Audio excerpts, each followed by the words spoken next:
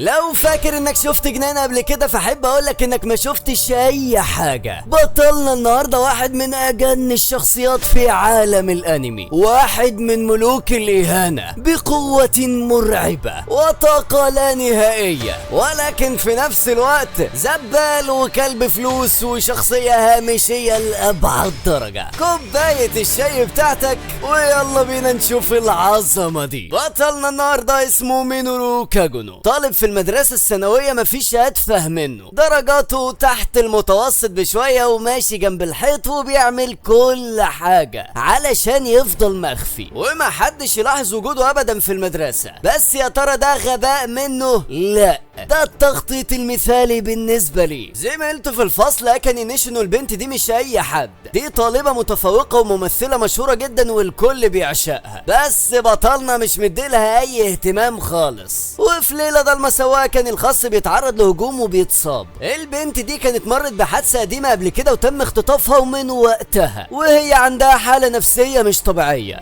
المهم ان البنت بتضطر تمشي لوحدها في الشارع لأول مرة من وقت الحادثة القديمة، وفجأة بيخرج عليها مجرمين مسلحين وبيخطفوها. وفي اللحظة دي بتشوف صاحبنا وهو واقف وشايف اللي بيحصل. بعد كده بيحجزوها في مخزن مهجور في الضلمة علشان يبتزوا ابوها الغني ويطلبوا فدية ضخمة. اكاني كانت بتموت من الرعب وحاسة ان حياتها انتهت وخوفها القديم رجع يلتهمها من تاني. وفجأة وبكل فخامة السقف بيتكسر وبيدخل بطلنا بقناع وبيقدم نفسه بلقب قاتل البلطجية الأنيق. وبكل برود واحترافية بيبدأ معركة تكسير عظام حقيقية. بيستخدم ازازة من اللي اتكسر وبيوقف الواد ده قبل ما يضرب عليه وبينزل بيه على الارض وبيفقده الوعي. وهنا بيبدأ التحدي الحقيقي. الراجل ده بيكون جندي سابق في الجيش محترف في القتال وبيعشق الدم. بيرمي سلاحه على الارض وبيقول من وقت ما انطردت من الجيش انا حاسس بملل. فصاحبنا بيرد عليه وبيقول له حلو قوي، وانا كمان كان نفسي اقاتل جندي من الجيش.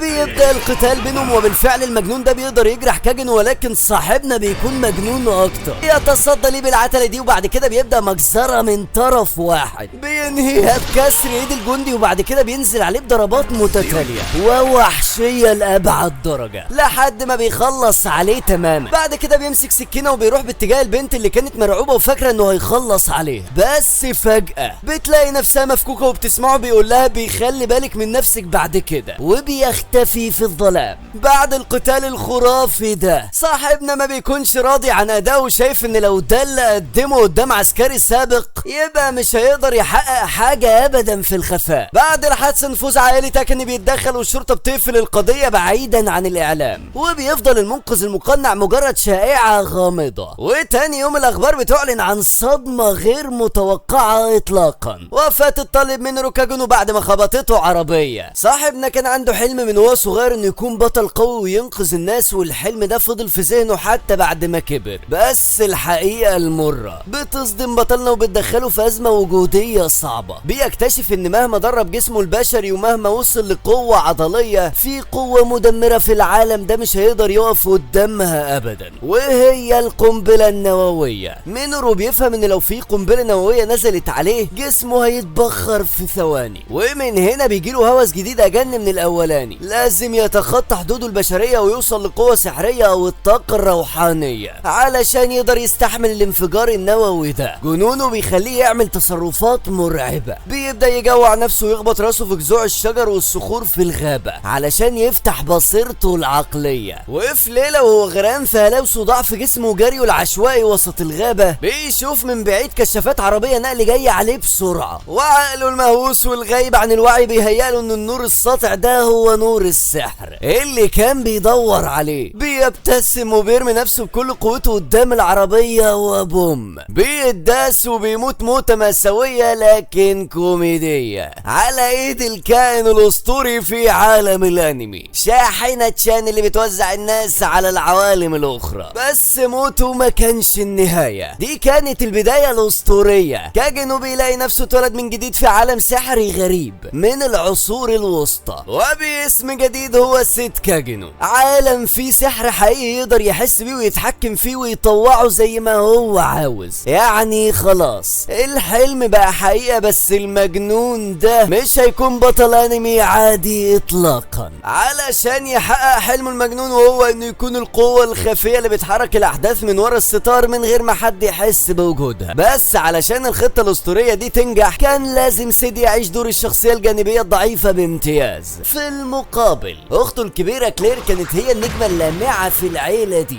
البنت الموهوبة جدا والشرسة اللي الكل بيتوقع لها مستقبل باهر في القتال بالسيوف السحرية. سيد كان عاجبه الوضع ده جدا ومبسوط بيه، رغم انه يقدر يهينها في ثواني. بيسيب اخته تاخد كل الاضواء وتتصدر المشهد، وهو في السر لما الليل بيليل والكل بينام بيتحول لوحش مرعب بيخرج يتدرب بكل قوته في الغابات البعيدة، بيكتشف اسرار الطاقة السحرية وبيطور تحكمه فيها لدرجة مش ممكن عقل بشري يتخيلها. وفي ليلة من ليالي التدريب دي وهو بينظف الغابة من شوية قطاع طرق بطريقته السدية والمحترفة المعتادة وبقوة مرعبة، بيخلص على قطاع الطرق دول بكل سهولة، والجامد اللي عامل نفسه بطل فيهم بيهينه بطريقة فظيعة. وبيلاقي بوكس خشبي كبير مخفي وجواه كائن مشوه تماما، كتلة من اللحن العفن الاسود اللي بيتحرك وبتطلع اصوات عذاب والم تقطع القلب. اي شخص طبيعي في العالم ده كان هيخاف او يقرف ويقضي عليها فورا، لانهم بيعتبروا الكائن ده ممسوس من الشيطان ومالوش علاج. بس سيد بنظرته الطبية السحرية العبقرية فهم على طول ان ده مش وحش ولا لعنة شيطانية، ده مجرد بشري حصل له انفجار او عدم اتزان حاد في طاقته السحرية. سيد ما كانش مهتم ينقذها علشان طيبة قلبه او دفعه البطولي، هو ببساطة اعتبرها فرصة ذهبية وفار تجارب مثالي وجديد علشان يجرب افكاره المجنونة في التحكم الكامل بالسحر. فضل يحاول اكتر من مرة يشيل اللعنة ويضخ طاقته السحرية النقية جوه الكتلة دي لحد ما السحر استقر تماما في جسمها، واللحم المشوه ده بدأ يختفي ويتلاشى علشان تظهر من وراه بنت من عرق الالف. وهنا عقل سيد المهووس بالدراما بدأ يشتغل بأقصى سرعة. البنت صحت وهي مش مصدقة انها رجعت لطبيعتها البشرية. سيد ما كانش ينفع يفوت الفرصة دي من غير ما يعمل شو درامي يليق بمقامه. هبدة تاريخية من كيسه، قالها بصوت غامض وفخم انها من سلالة الابطال القدامى اللي كانوا عبارة عن 3 ابطال، وان اللي حصل لها ده مش لعنة بل هو نتيجة مؤامرة قذرة من منظمة سرية شريرة بتحكم العالم من الضلمة اسمها طائفة ديابلوس. الطائفة دي بتسعى لإحياء شيطان قديم وبتحارب كل اللي في عروقهم دم الابطال ال3 علشان تسيطر على البشرية. وانا مهمتي افضل في الظلام واحارب شرهم المطلق، وبيعرف عن نفسه بالاسم الفخم اللي هنعرفه بعد كده بيه واللي هو شادو، وبصوته الدرامي بيعرض عليها تنضم ليه، وهي طبعا اتأثرت بكلامه وكمان الحماس اخدها لأبعد من كده، وبتقول انهم لازم يدوروا على احفاد الابطال التانيين علشان يساعدوهم في المهمة دي. وبيقول ان اسم منظمتهم هيكون شادو جاردن، وبيسمي البنت دي الفا. المضحك والمثير للسخرية في الموضوع ان شادو كان مقتنع بنسبة 100%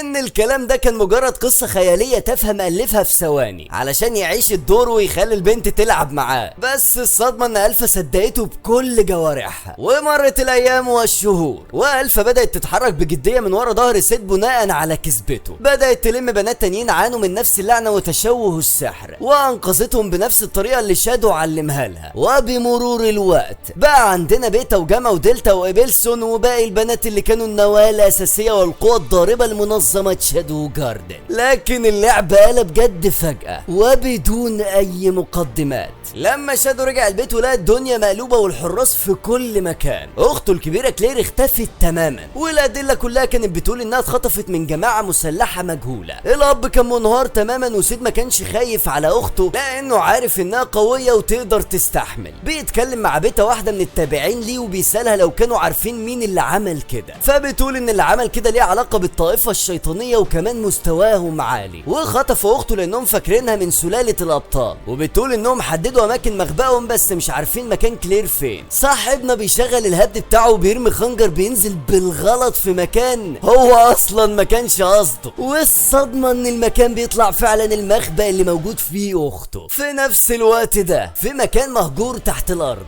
كلير كانت مربوطة بسلاسل ومتعذبة، والمسؤول عن خطفها ما كانش مجرد قاتل قاطع طريق عادي بيدور على فدية، ده كان الفيكوند جريس، راجل نبيل رفيع المستوى في المملكة، وفي نفس الوقت عضو حقيقي وفعال في طائفة ديابلوس. الحقيقة اللي شادو فاكر نفسه ألفها من خياله طلعت حقيقة. جريس كان شاكك ان كلير بتحمل دم الابطال النقي وكان عايز يستخلص دمها لتجارب الطائفة. كلير رغم موقفها الصعب وجروحها ما كانتش خايفة نهائي، بل بالعكس، اول ما سمعت اسم اخوها بيجي في الموضوع وان المجنون ده عاوز يعرف كل حاجة عنه بتتجنن وبتقوله لو حطيت ايدك عليه انا هبيدك، انت وعيلتك واي حد تعرفه. فبيديها ضربه بيفقدها الوعي. وفي الوقت ده منظمه شادو جاردن وصلت للمكان بالكامل. البنات بيدوروا الضرب في كل اعضاء الطائفه بسحر مرعب وفتاك بفضل تدريبات سيد الصارمه. بداوا يمسحوا الحراس وقوات الطائفه واحد ورا التاني، وفي ثواني معدوده بدون اي رحمه او تردد جريس بيدخل في قتال معاهم، ولما بيشوف القوه الغاشمه دي بيترعب وبياخد حبوب سحريه منشطه وبيهرب عن طريق ممر سري.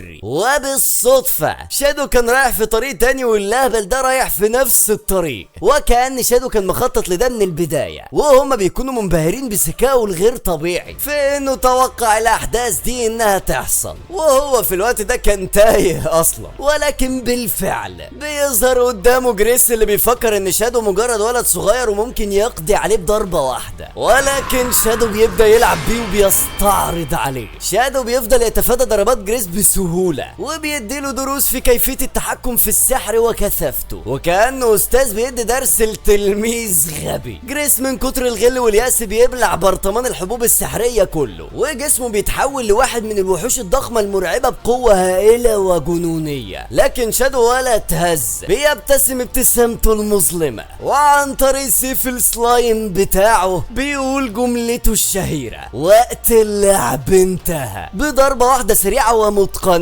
شادو بيقطع الوحش وبينهي حياته في لحظة. ويخرب بيت فخامتك يا شادو. بعد ما المعركة بتخلص واخته بتتنقذ، الفا بتروح لشادو وبتبلغه انهم ينتشروا في العالم كله علشان يوسعوا شبكة شادو جاردن ويحاربوا الطائفة ورؤسائها. شادو طبعا بيفهم الموضوع غلط كالعادة، بيفتكر ان البنات دول كبروا خلاص وزهقوا من لعبة التمثيل بتاعته وقرروا يروحوا يشوفوا حياتهم، وبيقول لنفسه خلاص كبروا على اللعبة وشكلهم استوعبوا انها كانت مجرد خيال، ولكنه بيقول مهما حصل هفضل مكمل في دور البطل. وبعد سنتين بياخد بعضه وبيستعد علشان يسافر للعاصمة ويبدأ مرحلة جديدة في الأكاديمية كشخصية ثانوية هادية ورخيصة، وبيختار الشخصيات المناسبة لده. بنروح بعد كده لأكاديمية ميدجار الملكية للفرسان، وهنا بنشوف شادو قاعد مع أصحابه الاتنين اللي أتعس منه في المدرسة، هيولو وجاجا. التلاتة مع بعض بيشكلوا شلة الفاشلين والأقل شعبية في الأكاديمية كلها، وبسبب ان شادو خسر رهان عبيط بينهم وجاب اقل درجات في امتحان المبارزة، اصحابه بيفرضوا عليه عقاب قاتل ومحرج جدا، انه يروح يعترف بحبه لاشهر واجمل بنت في الأكاديمية كلها، الاميرة إليكسيا ميدجار. شادو لما بيسمع العقاب عينه بتلمع وبيقول في باله يا سلام، دي فرصة ذهبية مش ممكن اضيعها علشان اطبق سيناريو الرفض المهين كشخصية هامشية. بيروح الواد النكرة الغلبان يعترف للاميرة الفاتنة، فتقول له غور من هنا يا حشرة وتجيبه الارض، وبكده اثبت موقعك كاعظم شخصية نكرة في تاريخ الأكاديمية. بيروح شادو بثقة العبيط وبيبدأ يمثل اداء اعتراف رخيص ومضحك جدا: برنسس أليكسيا انا بحبك وغرقان في حبك، ممكن تخرجي معايا؟ وهنا بتحصل الصدمة اللي طيرت برج من عقل شادو ورست في عالم تاني. الاميرة إليكسيا بتبصله ببرود قاتل وبتتنهد بقلة صبر وبتقوله بكل بساطة موافقة، يلا نخرج مع بعض من النهاردة. شادو هنا هيتجنن، خطته الحسابية كلها اتقلبت رأسا على عقب، واقف متنح ومذهول مش فاهم ايه اللي بيحصل. اما اصحابه هيتجننوا من الحسد والغل والذهول، ازاي واحد نكرة وزيرو زيه يصاحب اجمل اميرة في المملكة؟ في اليوم التالي صاحبنا بيبدأ ينفذ خطة جديدة بسرعة علشان يصحح الوضع الكارثي ده، وسماها خطة خليها هي اللي ترميني في الزبالة. شادو كان عايز يخلي إليكسيا تزهق منه وتفركش معاه باسرع وقت قبل ما يجذب انتباه المدرسه كلها والفرسان وتبقى اللقطه كبيره عليه. بيبدا ياكل بابشع واقذر طريقه ممكنه، وبيغوص في الاكل ويوقع على نفسه ويطلع اصوات مقرفه على امل ان الاميره القرفانه تترعش وتقول له انت بجد شخص مقرف وعنيف ويلا نخلص من العلاقه دي فورا. ولكنه بيتصدم من رد فعلها وانها مش فارق معاها، وكمان بتجبره انه يدخل معاها حصه المبارزه بالسيف. اسلوب اليكسيا في اللعبه كان عادي جدا، مبني على الاساسيات وبدون اي حركات استعراضيه. بيتضح بقى ان اليكسيا عندها عقده نقص رهيبه من اختها الكبيره ايريس، لان ايريس عبقريه سيف وكل الناس بتقارنهم ببعض، وبيعتبروا اسلوب اليكسيا اسلوب عادي وما فيهوش اي موهبه. ولكن اللي كان شايف غير كده هو صاحبنا اللي بيكون عنده نفس الاسلوب في المبارزه. بنعرف بقى ان اليكسيا طبعا مش معجبه بشادو ولا حاجه، دي بتستخدمه علشان تهرب من خطيبها اللي مفروض عليها من العيله المالكه، وهو القائد زينون مدرب المبارزه المشهور اللي اليكسيا مش بتبلعه ولا بتطيقه وشايفاه شخص منافق. بعد كده الاتنين بيتكلموا مع بعض وكل واحد بيظهر على حقيقته، وبنعرف بقى انها كانت عارفه هو مثل عليها دور الاعجاب ليه، وده من اصدقائه اللي سيحوا له، وبتطلب منه انهم يستمروا في ده لحد ما هي تخلص من خطيبها. والا تخيل بقى لو عرفوا الاكاديميه انك كنت بتحاول تلعب بقلب النقي. صاحبنا ما بيكونش عاوز كده طبعا، ولكنه بيكون متضايق وبيحاول يخلع منها، فبتلجأ للحل السريع وهو الفلوس. بص يا صديقي، الكائن ده واحد من ملوك الاهانه، قوي بشكل مرعب، اما ده فهو كلب فلوس حرفيا. بترمي له عمله ذهبيه على الارض، فبيقول لها ايه ده وانت فاكراني بجري ورا الفلوس؟ فبتقول له ايوه، وقبل ما تكمل الجمله صاحبنا كان على الارض وبيتحول لكلب مطيع علشان الفلوس اللي طبعا محتاجها علشان يمول عملياته في الظلال. وبالفعل بيستمروا في المسلسل ده لحد ما في يوم بيكونوا راجعين وبتتكلم معاه عن المبارزه واسلوبه اللي هي بتكرهه لانه نفس اسلوبها اللي مخليها عاديه. طوال حياتها كانت عاوزه تكون زي اختها، بس هي كانت شايفه ان قدراتها اقل منها، وبتقول له انت عارف بيسموا الاسلوب بتاعك ده ايه؟ فبيقول لها الاسلوب العادي، بس انا بحب اسلوبك في المبارزه. واللي كان قال لها نفس الكلام هي اختها، ولما بيكرر نفس الكلمه بتتعصب عليه وبتقول له انت عاوز ايه بكلامك ده؟ هو ما كانش عاوز اي حاجه، بس هي شافت انه بيتخطى حدوده وبتقرر انها تنهي العلاقه اللي بينهم دي. في نفس الليله الاميره اليكسيا بتتخطف وبتختفي في ظروف غامضه. مين بقى اللي بيكون المشتبه فيه الاول؟ ايوه، اخر شخص كان معاها. بنروح للاميره اليكسيا اللي بتصحى من الاغماء، بتلاقي نفسها متكتفه ومربوطه بسلاسل سحريه بتمنع حركه الماء تحت الارض في مكان شبه المتاهه والمختبرات السريه. اليكسيا اول ما بتفتح عينيها بتفتكر اخر حاجه حصلت، وبتتساءل بينها وبين نفسها يا ترى هل شادو هو اللي خطفها ورا الموقف ده؟ وفجاه بتلمح في المكان كائن مشوه ومتحول شكله يرعب ومربوط بنفس السلاسل، وفي لحظات بيدخل عليها عالم مجنون من اعضاء طائفه ديابلوس ماسك سرنجات وابر ضخمه فاضيه. الراجل ده مهووس جدا وفرحان انه حابس اميره مملكه ميدجار، وبيقول لها ان دمها بيمتلك اعلى تركيز من دماء الشياطين او الابطال القدامى، وانه هيفضل يسحب من دمها علشان يحيي الشياطين من جديد. اليكسيا ببرودها واسلوبها المستفز المعتاد مش بتترعب، بالعكس بتفضل تتكلم معاه بثبات وبتستفزه وبتستجوبه بمنتهى الهدوء. العالم لما بيتعصب من كلامها بيروح يضرب الكائن المتحول الغلبان اللي جنبها وبيفرغ فيه غضبه، وبعدها بيجبرها انها تاكل اكل قذر علشان يضمن انها تفضل عايشه ويفضل يسحب منها دمها. فوق على السطح في ارض الواقع فرسان المملكه بيقبضوا على بطلنا شادو باعتباره المشتبه الاول في عمليه خطف اليكسيا، لانه كان اخر شخص اتشاف معاها قبل ما تختفي. بننتقل لمكتب الاميره ايريس وكان معاها زينون، وبيقول انهم لازم يستجوبوا شادو ويحطوه تحت المراقبه المشدده. ايريس كانت في قمه غضبها وقلقها على اختها الصغيره، وما عندهاش قوات كافيه تدور بيها في كل شبر في المملكه. اما بقى عند شادو فده للاسف في حته تانيه خالص. شادو بيترمي في السجن تحت ايدين فرسان فاسدين بيستجوبوا وبيعذبوه بابشع الطرق على مدار 5 ايام كامله، ضرب وجلد وطعن واهانه. بس السؤال هنا، هل شادو زعلان او بيموت؟ ابدا، شادو من جواه طاير من الفرحه ومتكيف جدا ان السيناريو طالع زي افلام هوليوود بالظبط. الشخصية الضعيفة البريئة اللي بتتعذب ظلم في السجن، وبما انه معاه قوة سحرية اسطورية فكان بيكتم آلامه وبيتحكم في المانا وجسده علشان الضرب ما يعملوش اي اصابة دائمة، وكل ما يضربوه اكتر ويطلعوا دم منه يصرخ ويتوجع بتمثيل اسطوري علشان يقنعهم انه شخصية ثانوية ضعيفة ملهاش اي قيمة. بعد مرور 5 ايام كاملة من التعذيب الممتع بالنسبة لشادو، الاميرة ايريس بتصدر امر باطلاق سراحه فورا لعدم وجود اي دليل يدينه في خطف اليكسيا. شادو بيخرج من مبنى التحقيقات وهو ماشي والدموع في عينه بتمثيل، فجأة بيشوف قدامه الفا اللي بتقول ان منظمة شادو جاردن عرفت مكان اليكسيا وان طائفة ديا هي اللي خطفتها علشان ياخدوا دمها. صاحبنا بيكون فاكر طبعا انها بتعمل كل ده معاه وبتمثل الدور القديم علشان صعبان عليهم وهم اصلا عايشين حياتهم. المهم بتقول ان دلتا موجودة في المكان ده هي كمان، فبيتحمس جدا وبيروح لمكان اختباء خاص بيه، المكان اللي عمله مخصوص بالفلوس اللي كان بيجمعها علشان يعمل فيها البطل الجامد. بيعمل جو فشيخ علشان يعيش دور الماستر مايند المنعزل في الظلام، وبتيجي بيتا تقف جنبه وهي هتموت من الفخر والاعتزاز بقائدها الاسطوري، وعماله تكتب في مذكراتها سجلات شادو كل حركه وكل نفس بياخده، وبتشرح له عن الهجوم الشامل اللي هيحصل الليله دي على جميع مقرات الطائفه الشيطانيه بقياده دلتا، لكنه بيقول اعتذر الدلتا لاني انا اللي هكون في المقدمه وهشعل الليله دي. النهارده العالم هيعرف بوجودنا رسميا.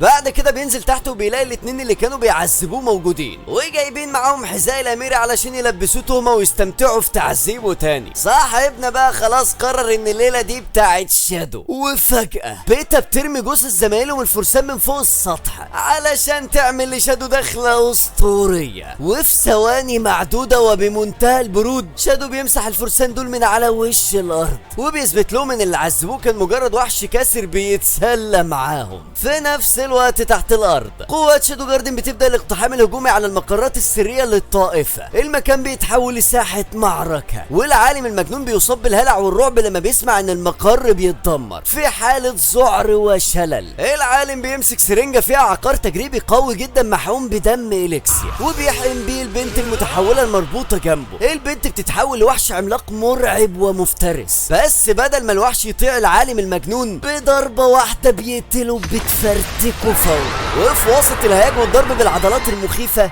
الوحش بيخبط في سلاسل اليكسيا وبيقطعها، وبكده اليكسيا بتتفك من الاسر والقيود. اليكسيا بتمسك سيفها بسرعة وبتستغل الهوجة وبتجري في الانفاق علشان تهرب من المختبر السري ده، وهي بتجري في الانفاق الضلمة اليكسيا بتتصدم لما بتلاقي في وشها خطيبها زينون. في الاول افتكرت ان زينون جاي ينقذها مع فرسان المملكة، بس ملامح زينون الباردة والشريرة كشفت كل حاجة. زينون بيعترف لها بالحقيقة المرة، هو اللي خطفها وسلمها للطائفة، وزينون مش مجرد فارس محترم، ده عضو طامع انه يوصل لمنصب مقعد في فرسان المائدة الدائرية، اعلى رتب في طائفة ديا او ديابلوس، عن طريق انه بيقدم دم اليكسيا كقربان للطائفة. اليكسيا بتتحول مشاعرها لغضب وصدمة شديدة وبتسحب سيفها وبتبدأ تقاتل زينون. اليكسيا بتستخدم اسلوبها البسيط والمبني على الاساسيات، وزينون بيتفاجأ من سرعتها ودقتها، لكن الفرق في القوة والمنى كان كبير جدا. زينون اقوى منها وبيطير سيفها من ايدها وبيطرحها ارضا بمنتهى السهولة، وبيقف قدامها بكل غرور وتكبر، وبيبدأ يهين اسلوبها في القتال وبيقولها انها عمرها ما توصل لمستوى اختها ايريس. وفجأة المدى بيتحول لظلام دامس وهالة سحرية مرعبة وباردة بتملى المكان كله، صوت خطوات هادية ورزينة بترن في النفق،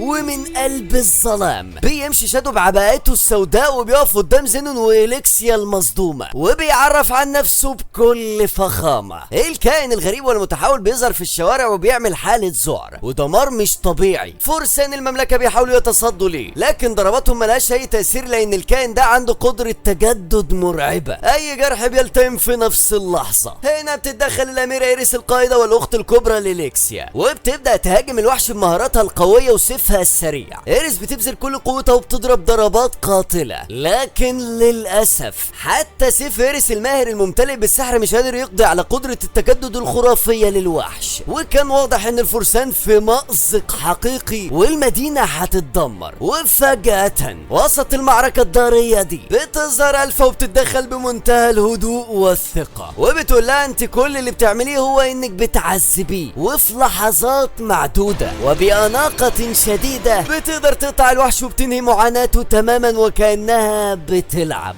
في مشهد صدم إيريس وكل الفرسان اللي كانوا عاجزين قدام الوحش. ازاي بنت واحدة قدرت تخلص عليه في ثواني؟ قبل ما ألفا تختفي بتبص لإيريس وبتديلها رسالة واضحة للمملكة كلها ان منظمة شادو جاردن قادمة لتطهير العالم من فساد طائفة ديابلوس، وان اي حد يقف في طريقهم هيواجه نفس المصير. بكده ألفا اعلنت بوضوح وجود المنظمة قدام العلن وضد الطائفة والمملكة معا. في نفس الوقت وتحت الارض في القبو السري معركة قوية ولكن من طرف واحد بين بطلنا شادو وبين الخاين زينون. زينون عمال يتكلم بفخر وتكبر انه مرشح يكون واحد من المقاعد ال 12 الكبار في طائفة ديابلوس، وقاعد يستعرض بمهاراته في المبارزة وبيقول لشادو انه مجرد نكرة بيستهدف الاعضاء الضعفاء. بس شادو واقف بكل برود ورعونة بيسمعه مسخسخ على كلامه. شادو بيبدأ يسخر من اسلوب زينون في القتال وبيقول له ان اسلوب سيفه ممل وعادي وجامد زيادة عن اللزوم وما فيهوش اي ابداع. زينو بيتنرفز وبيهاجم شادو بكل قوته، بس شادو بيبدأ يطلق اسلوب المبارزة العادية اللي اتدرب عليه لساعات وطوره للمثالية بضربات سيف بسيطة ومتقنة جدا. شادو بيمسح بكرامة زينون الارض وبيقطع جسمه وبيهينه في قتال غير متكافئ تماما. زينون لما بيلاقي نفسه بيتجرح وبيتهان قدام الاميرة إليكسيا بيحس بالخزى والجنون. زينو بيطلع جرعة كبيرة من الحبوب الحمراء السحرية الخاصة بالطائفة وبيبلعها كلها مرة واحدة. جسم زينون بيبدأ ينفجر بالطاقة وعيونه بتتحول للون الاحمر وعضلاته بتضخم وبيتحول لهيئة مرعبة ممتلئة بالسحر الاسود. زينون بيفتكر ان كده خلاص بقى اقوى كائن في العالم وبيجري بكل سرعته وقوته بيسدد ضربة سيف قاطعة بقوة هائلة على شادو. ولكن المفاجأة شادو ولا حتى اتحرك من مكانه ولا حاول يتفادى. شادو بكل بساطة بيرفع ايده وبيصد ضربة سيف زينون بكل سهولة. زينون بيقف مصدوم ومش مصدق عينه وبيصرخ في ذهول وبيقول له انت مين بالظبط وازاي عندك القوة دي كلها وما بتظهرهاش؟ هنا بقى بنوصل لاجمل واعظم لحظة في الانمي. شادو بيبدأ يفتكر حياته السابقة في عالمنا، بيفتكر ازاي كان بيتدرب بكل جنون علشان يبعد عن الكون ويكون اقوى شخص، بس استوعب ان مهما بلغت قوته الانسان العادي لو نزلت عليه قنبلة نووية هيتمحي في ثواني. طيب ازاي هيواجه القوة دي؟ بكل بساطة انه ينسخ قوته ويتحول هو نفسه للقنبلة النووية. ومع وجود السحر في العالم الجديد ده قدر يحقق حلمه الاسطوري. شادو بيبدأ يجمع طاقته السحرية وفجأة المكان كله بيتحول للون البنفسجي الساطع. هالة سحرية جبارة بتغطي المكان والقبو والمدينة كلها. الهواء بيتل وزينون بيبدأ يترعب وبيتراجع وهو حاسس ان الموت جايله. شادو بيمسك سيفه وبيهمس بابتسامة وثقة لا مثيل لها، الكلمة الشهيرة اللي هزت عالم الانمي.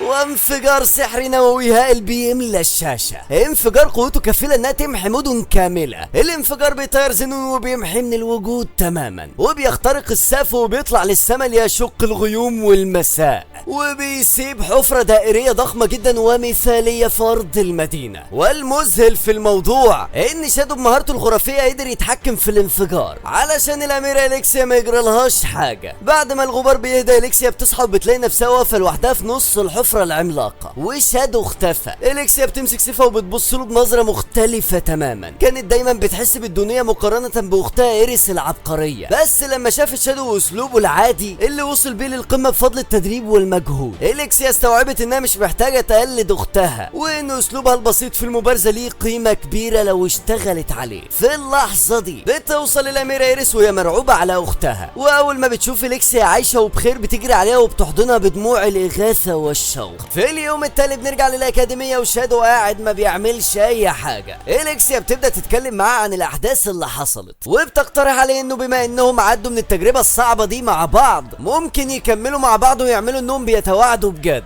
أو على الأقل يكملوا في العلاقة المزيفة دي. بس طبعا شادو اللي كان هدفه في الحياة إنه يفضل شخصية خلفية وما يلفتش الأنظار بيرد عليها بكل برود وبسرعة قاطعة. لا مستحيل. إليكسيا بتتصدم من الرفض السريع والمباشر ده وبتديله ضربة بسيفها بتخلص عليه فورا، أو ده اللي كان مفروض يحصل بعد كمية الدم ده. بعد كده في شارع ضلمة ومخيف في شوارع العاصمة بنشوف شخص عادي ماشي في امان الله، وفجأة بيطلع عليه قتلة مجهولين وبيغتالوه بدم بارد. الغريب والمريب في الموضوع ان القتلة دول عمالين يكرروا جملة واحدة بصوت هستيري: احنا منظمة شادو جاردن. وبعد ما بيخلصوا الجريمة بيرموا منشور ملطخ بالدم في موقع الجريمة بيعلن عن اهداف شادو جاردن الشريرة. ايوه شكل في حد بيستغل الاسم لصالحه. وفي نفس الوقت الاميرة ايريس بتدي قطعة اثرية غامضة لبنت اسمها شيري، اذكى طالبة في اكاديمية العلوم، وبتطلب منها تفك رموزها بعد ما فرسان المملكة لقوها في مقر تابع لجامعة ديابلوس وقت حادثة اختطاف إليكسيا. ابوها واللي هو وكيل مدير الاكاديمية بيشجعها انها توافق وتثق في نفسها فبتوافق. ايريس كمان بتكلف فرسان انهم يحرسوا شيري، واليكسيا بتتطوع تساعد هي كمان. شادو واصحابه بيوصلوا للمتجر وبيقفوا في طابور طويل جدا، وبيكونوا خايفين من اشاعات قاتل بيتحرك بالليل. موظفة في المحل بتاخد شادو على جنب بحجة عمل استبيان وبتسيب صحابه. شادو بيروح لفوق وبيتصدم لما بيلاقي جامة قاعدة على عرش، وبيعرف ان المتجر كله ملكاه وانها بنته باستخدام حكمة شادو اللي كان بيعلمها لهم زمان، وبتقول له يقعد على العرش، وهو بيقعد وبيحس انه فعلا ملك.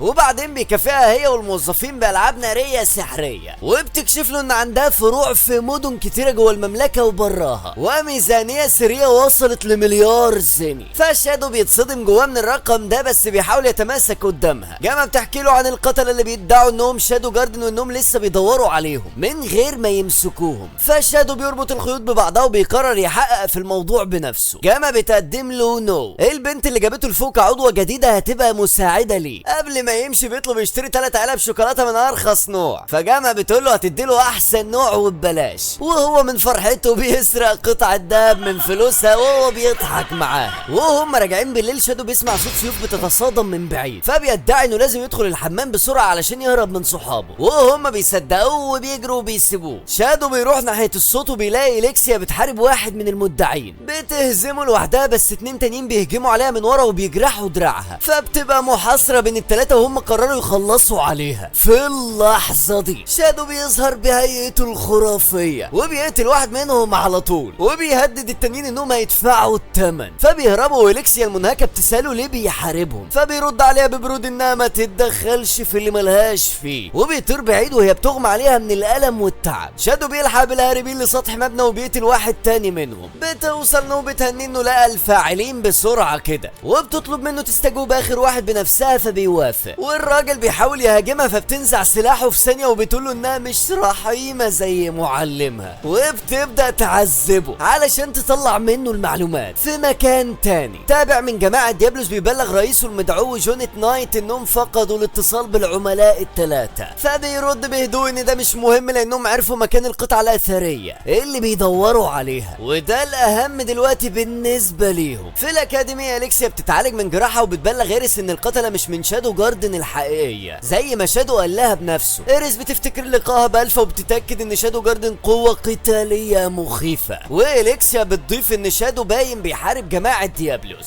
إليكسيا بتسأل اختها مين العدو الحقيقي بين الطرفين، فبتجاوبها إيريس ان الاتنين شادو جاردن وجماعة ديابلوس خطر على المملكة ومش هتسيب حد يخرب فيها. بيكون في فاعلية ان الشوكولاتة بيدوها للبنات، والعيال دي كانوا عايزين يأثروا على صاحبنا اللي بيكون زهقان من كل ده وبيقرر يدي شوكولاتته لاول بنت يشوفها بس علشان يخلص من الحوار ده. بيشوف شيري اللي كانت قاعده جنبه بتفكر في شفره القطعه الاثريه اللي شبه بحث كانت بتعمله امها زمان، فبيدي لها الشوكولاته على طول وبيمشي بسرعه من غير ما يستنى رد منها. شيري بتتفاجئ وبعدين بتفتكر انه نفس الولد اللي شافته ملطخ بالدم قبل كده، ده لما البنت اديت له واحده خلصت عليه. ما تعرفش الشوكولاته دي ايه، فبيجي لها باباها لوثيرون وبيقول لها انها هديه شائعه رائعة، وبيقول لها ان ده حب من اول نظرة باين، وبينصحها انها تتعامل مع الناس مش بس تغرق في البحث بتاعها. الراجل بيبان انه تعبان فبيطمنها انه بخير وانه فخور بيها، وان امها كانت هتفتخر بيها لو شافتها كده، وهي بترد عليه انها هي المحظوظة انه تبناها. نو بتروح تقابل شادو في الاكاديمية وهي متنكرة في شكل طالبة عادية علشان ما حدش ياخد باله منها خالص. بتقوله ان الراجل اللي مسكوه الليلة اللي فاتت اتعمل له غسيل مخ مرعب لدرجة ان عقله اتدمر تماما، ودي بقى البصمة الشهيرة بتاعت طائفة ديابلوس. ومش بس كده، العبايات السودا اللي بيلبسوها دي طلعت اصلا مشتراه من السوق السودا. نو بتكمل شرح وبتدخل في تفاصيل ترتيب الطائفة، وبتقوله ان في واحد من الثلاثة الاوائل اللي محتفظين بعقلهم وشخصيتهم كاملة اسمه ريكس لعبة الخيانة، وده خلاص اتأكد وجوده جوه العاصمة الملكية. يعني الطائفة بتطبخ خطة كبيرة تقيلة وقربت تتنفذ، بس تفتكر شادو مركز مع كلامها ولا الهوا دماغه مشغولة بحاجة تانية خالص،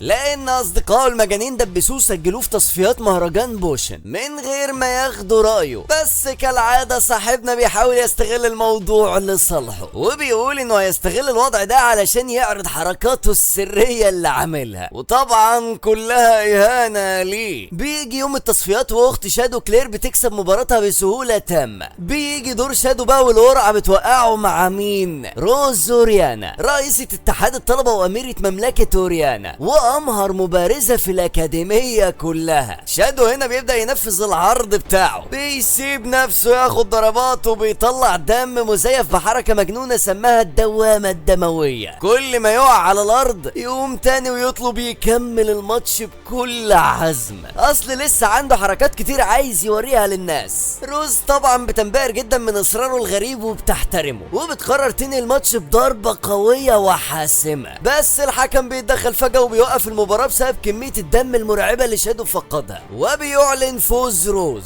رغم ان شادو كان معترض جدا وعاوز يكمل الشو بتاعه. بعد 5 ايام شادو بيرجع للمدرسة وبيكتشف ان في انتخابات جديدة هتتعمل لاتحاد الطلاب علشان في مكان فاضي، وفي نفس التوقيت بالظبط تحت الارض الشخصية المرعبة دي بدأ يتحرك، بيدي اوامره لقوات الطائفة تبدأ الخطة، وبيشغل قطعة اثرية بعين حمراء بتعمل حاجز سحر حوالين المدرسة كلها. شادو هو الوحيد اللي حاسس ان في حاجة مش طبيعية، واليكسيا لما بترجع المدرسة بتلاقي البوابة مقفولة والحارس مقتول، ولما شادو بيحاول يستخدم سحره بيلاقيه متعطل تماما، وباقي الطلاب مش فاهمين اي حاجة. وفجأة مجموعة من الرجال اللي لابسين اسود بيكسروا الباب وبيقتحموا الفصل، وبيعملوا انهم من شادو جاردن وجايين يسيطروا على الاكاديمية، وبيهددوا الكل يثبتوا مكانهم من غير حركة. روز بترفض تخضع وبتتحداهم بكل شجاعة، بس لما بتيجي تستخدم سحرها بتكتشف انه معطل بسبب الحاجز، بينما الراجل اللي قدامها سحره شغال بالكامل. بضربة واحدة بيكسر سيفها وبيتحرك علشان يقتلها، وفي اللحظة الحاسمة دي شادو بيجري بسرعة الصاعقة وبيرمي نفسه قدامها علشان ياخد الضربة بدلها ويقع على الارض غرقان في دمه. بس الكوميديا الحقيقية هنا بقى ان شادو من جواه طاير من الفرحة، هو شايف ان دور الشخصية الثانوية طبيعي انه يموت الاول في مشهد زي ده، وده حلم عمره اصلا. الدم بيطير منه في كل حتة. روز طبعا مش فاهمة حاجة وقعدت تفكر مع نفسها ليه واحد زي ده يضحي بحياته علشانها، وافتكرت معركتهم القديمة ولما رفض يقع مهما ضربته، فكانت النتيجة اللي وصلت لها في دماغها ان الراجل ده بيحبها. الارهابيين هددوا باقي الطلبة ولموهم كلهم في القاعة الكبيرة، وسابوا جثة شادو مرمية في الفصل لوحدها. اول ما الفصل فضي وما بقاش فيه حد، شادو بدأ يخبط على صدره بشوش لحد ما قلبه رجع ينبض تاني. صاحبنا عنده حركة سرية بيوقف بيها قلبه لمدة 10 دقايق بالظبط، وفي نفس الوقت بيستخدم السحر علشان يفضل يوصل الدم لمخه، ولان السحر مقفول في المكان كله لف المانة بتاعته على شكل خيوط رفيعة قوي علشان يعديها من القفل ده. قام لابس الجاكيت بتاعه قرر انه من قلة الذوق انه يطنش المجهود اللي الناس دي عملته علشان يقفلوا السحر، فلازم يمشي معاهم في السيناريو بتاعهم للاخر. نروح بقى لاكاديمية العلوم، وريكس بينط جوه اوضة شيري وقال انه من شادو جاردن، مهمته انه ياخد القطعة الاثرية اللي في ايدها، والطائفة وعدته انه بعد المهمة دي يعمل كل اللي هو عايزه. بس جلين وقف له وصد هجومه من غير ما يستخدم اي سحر، وده خلى ريكس نفسه يستغرب. جلين وماركو شغلوا الارهابيين ودخلوهم في خناقه علشان يخلوا شيري تهرب بالقطعه الاثريه. في الوقت ده شادو كان عمال يراقب تحركاتهم ومستمتع جدا باللي بيحصل، بس في حاجه واحده بس مضايقاه، ازاي الناس دي لابسه اسود في عز الظهر كده؟ هو بيلبس اسود بالليل بس علشان الدخوليه بتاعته تبقى مرعبه ومهيبه، فقرر يلعبها على الهادي ويستنى الليل علشان الظهور الملحمي. وفجاه لمح بنت شعرها بينك بتجري في كل حته وكانها بتقول للناس تعالوا امسكوني، واللي بتكون شيري، فبدا يوقع اي حد يقرب منها بمهاره قنص مرعبه لحد ما قرب منها ولحقها قبل ما تقع من على السلم. واول طلبوا منها تخلع الشبشب اللي بيعمل دوشه ده. شيري لقيت الكتاب اللي بتدور عليه وشرحت له الفوله. القطعه اللي معاهم اسمها عين الطمع، وظيفتها انها تمتص السحر وتخزنه، وممكن تظبطها بحيث تتجاهل ترددات سحريه معينه، بس فيها عيب خطير، مش بتعرف تمتص الاثر السحري الصغير قوي ولا التعويذات القويه اللي اكبر من حجمها، والاخطر من كده انها لما تتملى على الاخر هتفرغ كل الطاقه دي دفعه واحده، وساعتها كل الطلبه اللي في القاعه هيموتوا. والقطعه اللي شيري شايلاها هي اللي بتتحكم في عين الطمع، وخطتها انها توصل للقاع من ممرات مخفيه وتشغلها قبل الانفجار. جوه القاعه ريكس بيقدم تقريره للفارس اللي بيستعجلوا على القطعه وبيهددوا. ريكس قال له ان في ناس من رجالته اتقتلوا بطريقه احترافيه جدا، وشاكك ان شادو جاردن الحقيقيه هي اللي موجوده في المكان. وهو ماشي مع 4 من رجالته شادو طلع عليهم وقطع عليهم الطريق. ريكس افتكر ان السرعه الرهيبه دي جايه من قطعه اثريه، فعمل شبكه حواليه، بس اتفاجئ ان شادو كان جوه الشبكه اصلا،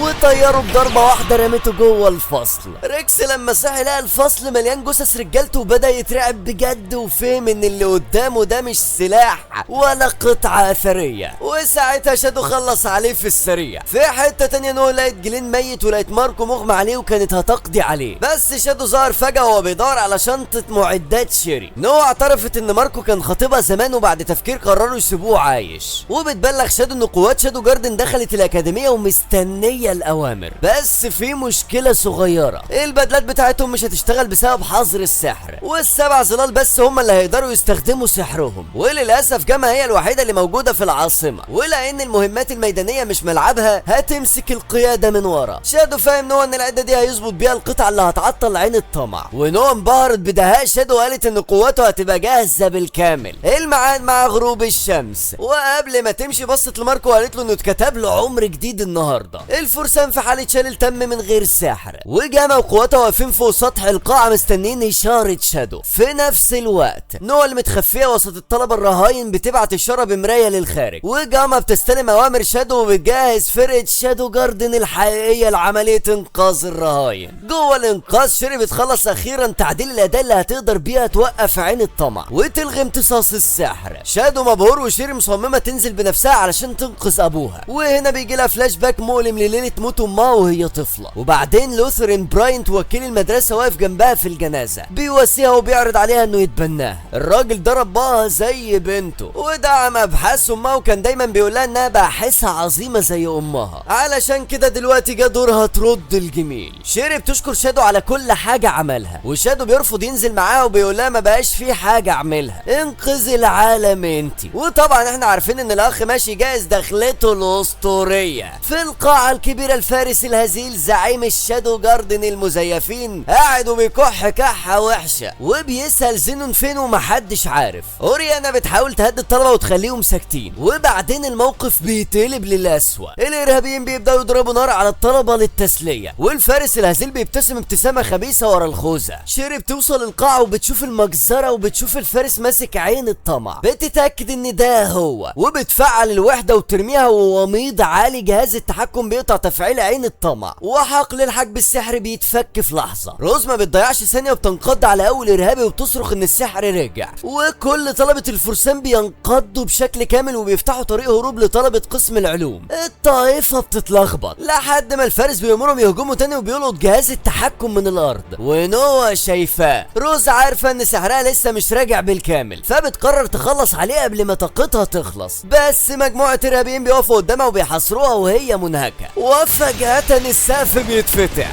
شادو بينزل قدام روز بالظبط وبينقذها وبيمدح سيفها وهو بيقول لها ان ضربتها كانت جميله. وفي نفس اللحظه كل اعضاء شادو جاردن الحقيقيين بيظهروا في كل مكان وبينظفوا المكان بالكامل. بالكامل. وبعد ما بيعلنوا اسم المنظمة قدام كل الطلبة، شادو بيدي اشارة ان هو والفرقة يكملوا على الباقي. جنود الطائفة اتمسحوا من على الارض في لحظات. روز بتستغل المعركة وبتخرج الطلبة والمصابين، وفي وسط الزحمة الفارس الهزيل بيهرب من باب سري. وبعدها بشوية صوت غاز مضغوط وانفجار المصابيح بيولع في القاعة، والنار بتنتشر في الأكاديمية كلها. جاما من فوق السطح مصدومة. الراجل ده ولع مقره بنفسه علشان يمسح آثاره. الأكاديمية بقت جحيم. بعد ما الحاجز اختفى، إيريس والفرسان بيدخلوا وبيلاقوا جثث إرهابيين في كل حتة والمدرسة بتولع. إيريس بتقابل روز اللي بتسعف المصابين وبتسألها حصل إيه بالظبط. روز بتقول لها إن منظمة اسمها شادو جاردن ظهرت ومسحت الإرهابيين، وإيريس طبعا بتتصدم وبتعيد السؤال مرتين عليها. الفارس الهزيل بيبقى في مكتبة المدرسة بيسحب كتب من الرفوف وبيولعها علشان يمسح أي دليل، وهو كان لسه يمشي بيسمع صوت عيل وراه. سيد كاجنو اللي قاعد جنب الشباك بيقرا كتاب بهدوء وبكل برود، وبيسأله بتلبس البدلة دي ليه يا وكيل المدرسة؟ الراجل بيتصدم وبيشيل الخوذة، هو فعلا لوثيران. ابو شيري هو الجاسوس التاني اللي الفرسان كانوا بيدوروا عليه. لوثيران بيسأله عرفت ازاي؟ وسيد بيقول له من اول ما شفتك واضحة يعني. وبعدين سيد بيسأله السؤال المهم، ليه عملت كل ده؟ وبيبدأ الاعتراف الكامل. لوثيران كان في يوم من الايام على قمة عالم السيف، كسب مهرجان بوشن، بس بعدها بشوية مرض، والمجد اللي تعب عليه العمر كله ضاع في لحظة. فبدأ يدور على علاج لحد ما وقع على اثر اسطوري. وهنا الصدمة، هو اللي كان بيمول ابحاث لوكيريا ام شيري اللي كانت باحثة عبقرية، والوسط الاكاديمي كله كان كارهها لانها اذكى من اللازم. ولما لوكيريا حللت عين الطمع وقالت انها خطر رهيب ولازم تتسلم للحكومة، لوثيريان قتلها بدم بارد، وبيحكي التفاصيل بمنتهى البرود. بيقول انه قطع اطرافها الاول وبعدين طعنها في قلبها ولوى السيف. وشيري الصغيرة كانت في المكان شافت جثة امها وقعدت تعيط جنبها، وهو واقف وراها ماسك الاثر. واكتر حاجة مقرفة في الموضوع، البنت فضلت طول عمرها تكمل ابحاث امها من غير ما تشك ثانية ان اللي مربيها هو القاتل. والمجنون بيقول بالحرف بنت غبية وحلوة. سيد سؤاله الوحيد، يعني انت مستغلها؟ ولوثيريان بيقول له ايوه، ده بيعصبك ولا ايه؟ وسيد بيرد بفلسفته، الناس وهي عايشة بتلم حاجات ليها قيمة، اصحاب، حب، شغل، اما هو فرم كل حاجة علشان هدف واحد بس، فما بقاش فارق معاه اي حاجة تانية. وبعدين سيد بيقفل الكتاب وبيقول له يلا نبدأ قبل ما حد يقاطعنا. ولكن لوثيريان بيضربه ضربة قاتلة في لحظة، والسيد بيطير من الشباك. خلاص لوثيريان بيطمن انه خلص على الشاهد الوحيد، ولكن قبل ما يمشي بيسمع صوت بيلتفت وبيلاقي شادو واقف قدامه. الراجل ده عاش عمره كله في صقل سيفه، فحس فورا ان مفيش اي فرصة يكسب بحالته دي، فقرر يستخدم عين الطمع يركب الاداة مع وحدة التحكم، والطاقة بتغمر جسمه وبيندمج مع الاثر. مرضه بيتشفي في لحظة وقوته بترجع اقوى من الاول. بيبدأ يهجم بسرعة جنونية، وشادو بيصد كل ضربة من غير ما يتحرك من مكانه اصلا. فبيستخدم لوثيريان كل قوته وبينقض بكل قوته على شادو اللي بيصد ضربته بضربة واحدة مملة. ولما لوثيريان بيعجز بيلعب ورقته الاخيرة، بيقول له انه رتب كل حاجة علشان هو اللي يتحمل جريمة الهجوم على الاكاديمية. ادلة، شهود، كل حاجة جاهزة. شادو جاردن هيتحطوا في خانة الخارجين عن القانون والعالم كله هيطاردهم. ورد شادو هو الاعظم، بيضحك وبيقولوا ان حاجة صغيرة زي دي مش هتنهي منظمته، وانهم اصلا ما بيمشوش لا في طريق الخير ولا الشر، هما ماشيين في طريقهم هما بس، وانه مستعد يشيل ذنب كل جرايم العالم على كتفه، وده مش هيغير حاجة وهيكملوا اللي عليهم. وبعد كده شادو بيقول له تعالى بقى وريني انت قتلتها ازاي. بينزع سلاحه وبيطعن اطرافه واحدة واحدة بنفس الترتيب اللي لوثيريان حكاه عن قتل لوكيريا. ولما بيقولوا الجملة الاخيرة الراجل بيفهم قصده متأخر، فشادو بيطعنه في قلبه وبيلوي السيف. عين الطمع بتتفتت والطاقة بتتبدد، وقبل ما يموت لوثيريان بيوصل للحقيقة، شادو هو سيد كاجنو، وبيضحك ضحكة غامضة وبينتهي. في الوقت ده شيري بتوصل في اللحظة الغلط.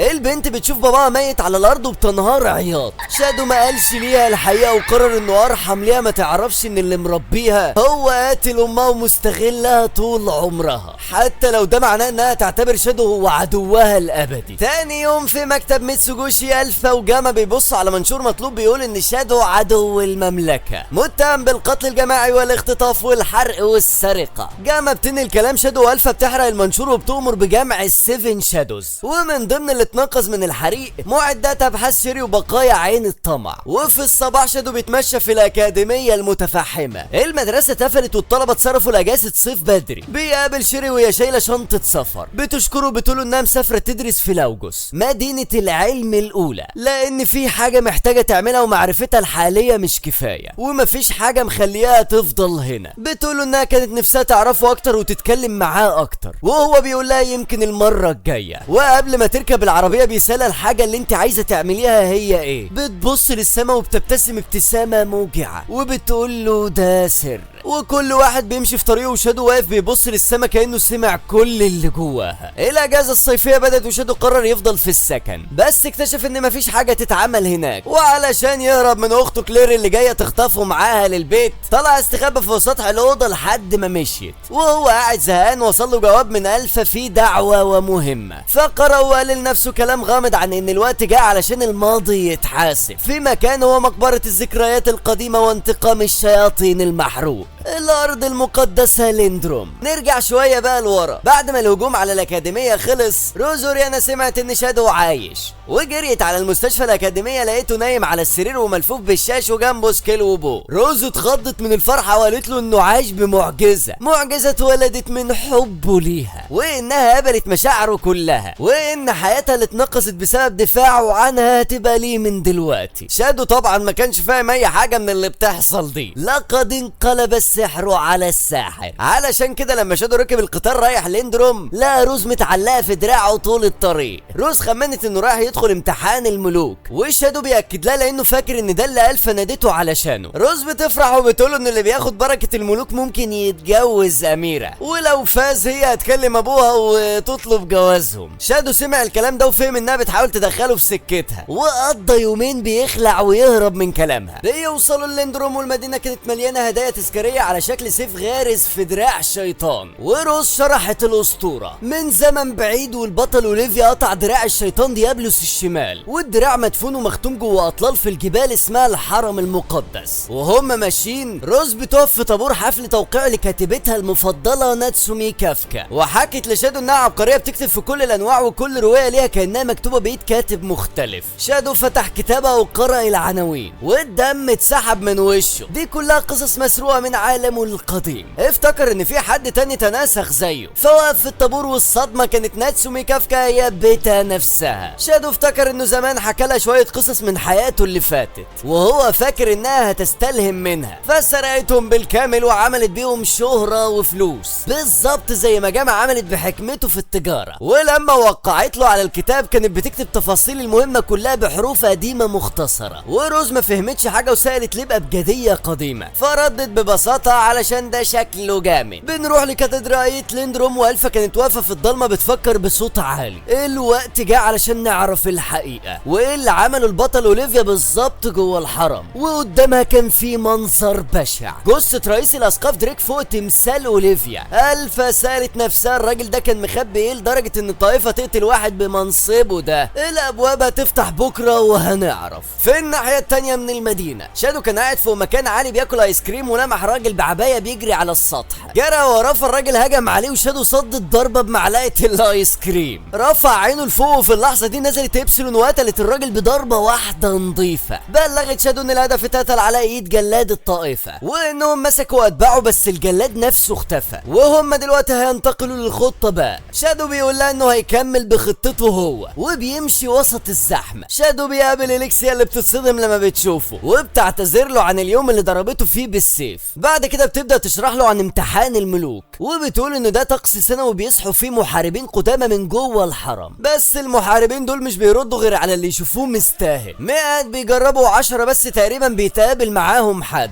ومهمتها هي التحقيق في مقتل رئيس الاساقفة، ولكنها بتتصدم لما رئيس الاساقفة الجديد بيلغي مراجعة إليكسيا بحجة ان الكنيسة هي اللي هتحقق في القضية دي. إليكسيا خرجت وهي مولعة وعارفة كويس ان الادلة كلها هتتحرق قبل ما توصل لها موافقة الملك. وفي الكولسيوم الامتحان بدأ. نيلسون ضغط على مفتاح مخفي وفعل حاجز حوالين الحلبة، ومحدش يقدر يخرج منه غير لما حد يتغلب. المتسابقين طلعوا واحد ورا التاني ونادوا ومحدش رد عليهم. شادو كان قاعد زهقان بيمثل دور المتفرج الثانوي لحد ما المذيع نادى على الاسم اللي بعده من أكاديمية ميدجر للفرسان المظلمين، شادو كاجنو. روز هي اللي سجلته من غير ما يعرف علشان توري الناس قيمته، وشادو اتحط في مأزق. لو نزل بشخصيته المحارب اللي هيصحى هيبقى على قد قوته الحقيقية، والكل هيعرف انه وحش فورا، ولو رفض ممكن يتفصل واخته كلير هتقتله. علشان كده اختار الحل التالت. نور قوي فجر سما الحلبة وخطف عيون الناس كلها، ونزل من النور شخص لابس اسود، شادو العظيم. الفكرة ببساطة ان الناس تنسى سيد كاجنو وتتكلم عن شادو العظيم بس. نيلسون جاهز رجالته يمسكوه، بس قبل ما يتحرك شادو مشى سحره في المكان، والحرم رد عليه لوحده وفتح باب. من الباب طلعت ست غامضة ونيلسون اترعب لانه ما عملش اي استدعاء. ناتسومي عرفتها على طول، اورورا ساحرة الكارثة، اقوى ساحرة في التاريخ. وإليكسيا قالت جملة قلبت كل حاجة. لو الحرم اختار اورورا كخصم مناسب ليه يبقى قوة شادو وصلت لمستوى حد قادر يدمر العالم. شادو واورورا وقفوا قدام بعض والاتنين مبتسمين. اورورا اتحركت حركة زي الرقص وطلعت من ايدها رماح من دم بتطير ناحيته. الجمهور اتخشب في مكانه والاتنين مستمتعين. نيلسون فضل يكرر ان شادو رايح في داهية، بس ناتسومي لفتت الانتباه ان ولا رمح واحد لمسه. وإليكسيا اكدت مفيش فارس مظلم عادي يقدر يقف قدامها، بس شادو لسه بيتفرج عليها وبيتفادى بهدوء. شادو نفسه كان مبسوط جدا لان المعركة بالنسبة ليه مش تلاقي السيوف، دي محادثة، واول محادثة محترمة ليه من زمان. بس هو حس بحاجة وحشة، اورورا متكتفة ومقيدة مش بتحارب بكامل قوتها، وبضربة واحدة خلص المعركة بالكامل. واورورا اختفت في النور وهي مبسوطة. الحاجز اتكسر لوحده وباب سحري ضخم ظهر في نص الحلبة، وطلسم كبير انتشر على المدينة كلها. ومن بعيد كانت الفا ودلتا بيتفرجوا في صمت. شادو كان واقف فوق السد وهو مبسوط بنفسه وبيقول لنفسه انه ادى دوره صح، والناس دلوقتي هتتكلم عن شادو وتنسى سيد كاجنو تماما. وهو بيفكر يروح فين بعد كده وشايف ان الحمام الساخن فكرة كويسة، بيظهر باب سحري جنبه. بيحاول يبعد عنه ولكن الباب مشي وراه، حاول يتجاهله والباب ثابت مكانه فاستسلم ودخل. في الحلبة باب تاني ظهر في النص، ونيلسون كان مش مصدق. للحرم رد على شادو وشرح للاميرات ان الباب بيظهر بس اللي يستاهل يعدي منه، وانه بيغير شكله ومكانه زي ما هو عايز، وان في 3 ابواب، باب بيمنع وباب بينادي وباب بيرحب. ولما حاول يصرف الاميرات شادو جاردن ظهروا ونيلسون الغى الامتحان وامر باخلاء المدنيين. والفا قالت لإليكسيا وروز يقعدوا ساكتين ودخلت ومعاها دلتا ومجموعه صغيره.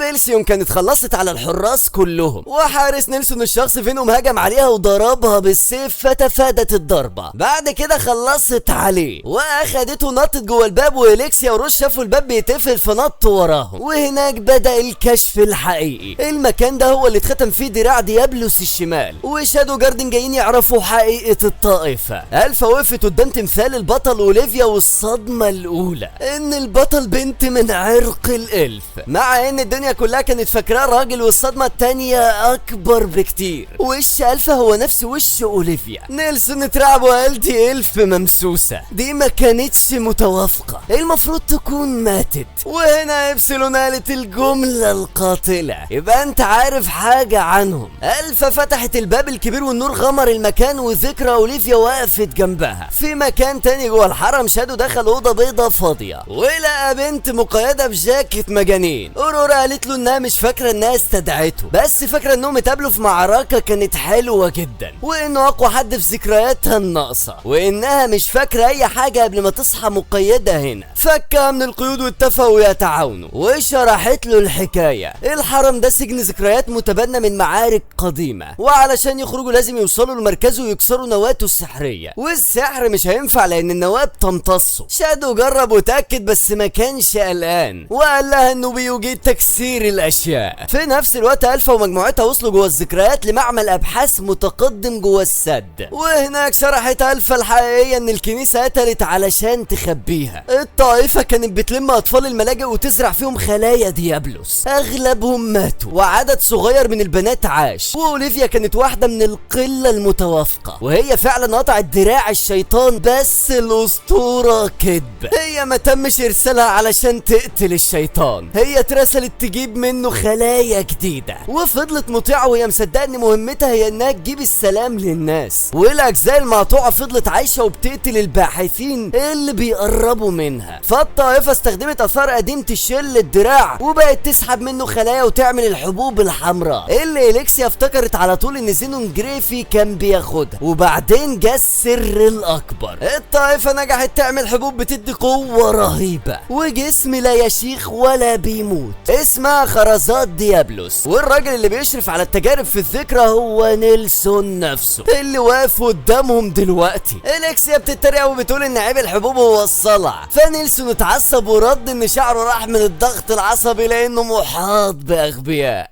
الفا بتكمل وبتقول العيب الاول انه لازم تاخدها كل سنه والا مفعولها بيروح، والتاني ان انتاجها 12 حبه في السنه بالظبط. وسالت سؤال ملوش رد، تفتكروا صدفه ان قياده الطائفه فرسان الدائره عددهم 12 واحد، وعلشان الحبوب لسه ناقصه الطائفه فضلت تجرب على نسل البطل وتستخدم دم اوليفيا. ونيلسون اعترف ايوه انا ال11. نيلسون الطماع وهو لسه بيشحن جسمه بالسحر ويتفاخر، دلتا طعنته من ورا ببساطه ورميته في الميه. الفا زعقت لها انها كانت المفروض تستنى لحد ما ياخدوا كل المعلومات، والفا فكرتها بالقاعده اللي بتكررها ليها دايما، اتاكد ان فريستك ماتت فعلا. وبالظبط زي ما قالت، نيلسون طلع من الميه بجسم متحول ومسخ وكسر الذكرى واستخدم نظام دفاع الحرم علشان ينقل الفا ودلتا وبيتا والاميرات لفراغ ابيض، وفصلهم عن مجموعه ابسلون وبدا يعمل نسخ من نفسه بالعشرات. دلتا ما كانتش خايفه، دلتا كانت مبسوطه، صيد كتير في مكان واحد، بس بعد شويه حست ان قوتها بتقل. ونيلسون شرح القاعده، كل ما تقربوا من مركز الحرم قوتكم بتتسحب وقوته هو بتزيد. ومجموعه ابسلون في ناحيه تانية قابلوا ذكرى بنت ممسوسه اتجسدت لانها حست بيهم، والبنات كلهم سكتوا في الوقت ده لان كل واحده فاكره ايامها السودة اللي مرت بيها. ولما لقوا ارشيف كامل عن الممسوسين اتصدموا، ده كان ممكن يبقى مصيرهم، كل واحده فيهم كانت ممكن تبقى بالشكل ده لو ما قابلوش شادو. فصوروا الورق كله بالكاميرات الفوريه اللي بيتا طلعتها لميتسوجوشي من حكمه شادو واورورا كانوا بيبعدوا من ذكرى لذكرى، بيقعوا في ارض معركه مليانه جثث،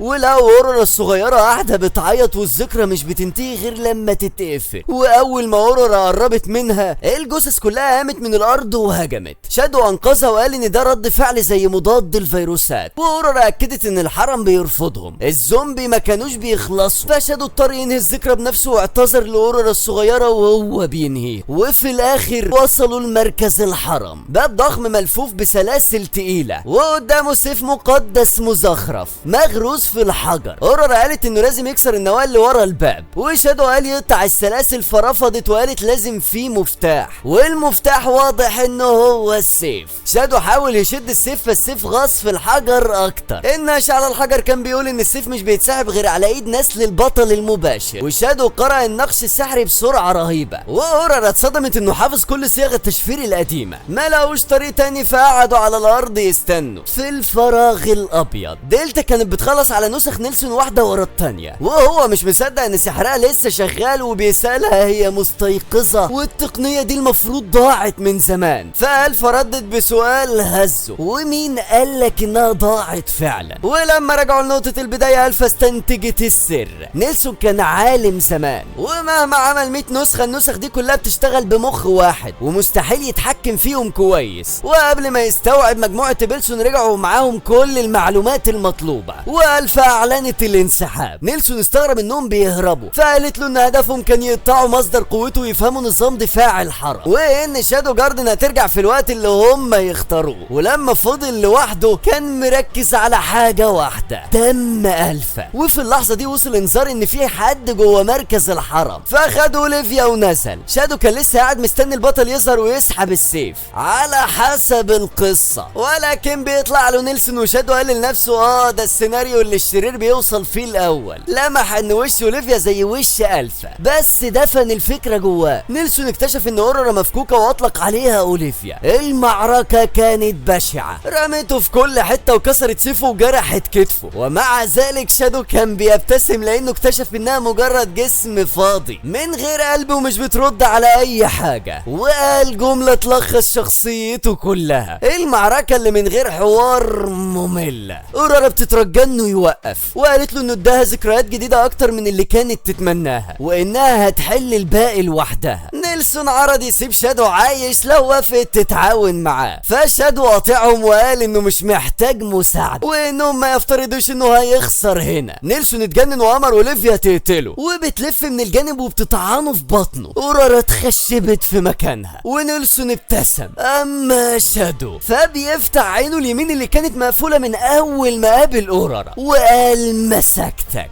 ثانية واحدة وشادو شد اوليفيا ناحيته وعض في رقبتها وقطعها. نيلسون مش مصدق انه لسه عايش، وشادو شرح له ببساطة مرعبة: لو حميت اعضائك الحيوية والشرايين تقدر تعيش من طعنة، والطعنة دي بتقرب خصمك منك وتحطك في مكان تقدر تضربه فيه بضربة مفيش منها هروب، حتى لو انت بتنزف من بطنه. نيلسون فضل يقول ان ده جنون، وبعدين قرر يستهزأ وبيقول له دي مجرد نسخة من اوليفيا، وباستخدام كمية السحر الرهيبة اللي في مركز الحرم استدعى نسخ لا نهائية من اوليفيا. شادو فتح عينه اليمين تاني، وسيف السلايم وعباءة السلايم اشتغلوا، وبدأ يقص فيهم زي الفزاعات. نيلسون كان بيصرخ انت بتستخدم السحر ازاي؟ فشادو بيشرح له انه صلب سحره لحد ما بقى تقيل قوي على النواة انها تمتصه، والموضوع اخد منه وقت بس كان سهل بالنسبة لي. الجرح كان بينزف، وشادو قرر ان وقت اللعب خلص. حل واحد بيحقق كل الاهداف مرة واحدة: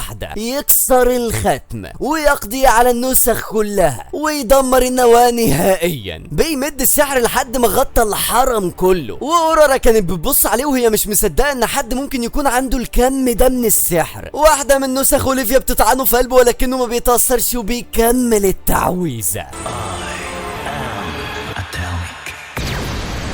الانفجار مسح كل حاجة. النسخ السيف المقدس، الباب المسلسل، النواة، ونيلسون نفسه كلهم اتبخروا بره، والسبع ظلال كانوا واقفين بيبصوا لعمود النور اللي طالع من الارض وبيولع سما الفجر. والسد انفجر ومياهه غرقت مدينة ليندروم بالكامل. اليكسيا وروز في الغابة كانوا بيبصوا على العمود ده وهم مش قادرين يستوعبوا هما بيشوفوا ايه قدامهم. شادو بيصحى على روح اورورا قاعدة جنبه، بتتعجب انه لسه عايش رغم انه انطعن في قلبه، فشرح لها انه استخدم السحر علشان يحرك قلبه على الجنب. اورورا كانت بتختفي وهي بتتكلم معاه، واعترفت بالحقيقة، هي اللي نادته يدخل الحرم، وكدبت عليه في حاجات تانية كمان، وشادو قال لها عادي. فقالت انها من زمان بتتمنى تختفي وتنسى كل حاجة، بس دلوقتي بقى عندها ذكرى واحدة مش عايزة تنساها، وشكرته على كل اللي عمله. وقبل ما تختفي خالص قالت له يعمل ايه لو قابل النسخة الحقيقية منها يوم من الايام. بره وسط المدينة الغرقانة وفرسان الكنيسة اللي بيوزعوا إغاثة، قعدت اليكسيا وروز وناتسومي يتكلموا. اليكسيا قالت اللي كان مكتوم جواها، هي ضعيفة وقاعدة تتفرج على أحداث ضخمة من غير ما تعرف مين الصح ومين الغلط، ولو فضلت كده هتخسر كل اللي بتحبه قبل ما تعرف الخطر أصلا. روز بتتفق معاها وبتقول لها إن في تنظيمات ضخمة بتحارب في الظل من وقت الهجوم على الأكاديمية، ومحدش يعرف عنها حاجة. والتلاتة اتفقوا يكونوا تحالف ويجمعوا مصادرهم في قارب صغير وسط المدينة الغرقانة. إبسليون كانت بتقدم تقريرها الألفا. الحرم اتمسح من الوجود،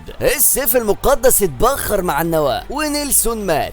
ألفا وصفت اللي حصل بأنه أبسط وأنجح حل ممكن، وإبسليون قالت إن محدش غيره هو كان يقدر يعمل كده. وبعدين جت المعلومة اللي بتقلب الحكاية، نظريتهم عن أورورا كانت صح. أورورا ليها اسم تاني، والصدمة إن اسمها التاني ده هو الشيطان ديابلوس، وده وفسر ليه كانت مربوطة اول لما شادو قابلها، زي بالظبط الايد اللي كلنا شفناها. الفا سمعت وقالت ان المسرح اللي جاي هي عاصمة ميدجار الملكية. ابسليون سالت لو لازم يبلغوا شادو، فالفا ردت مش محتاجين نبلغه، هو عارف كل حاجة اصلا، وهو ولا عارف اي حاجة وماشية معاه بالكوسة. وفي مكان تاني في العاصمة، روز كانت بتتمرن بالسيف، بتحاول تقلد الحركة اللي شافتها من شادو وهو بينقذها في الأكاديمية.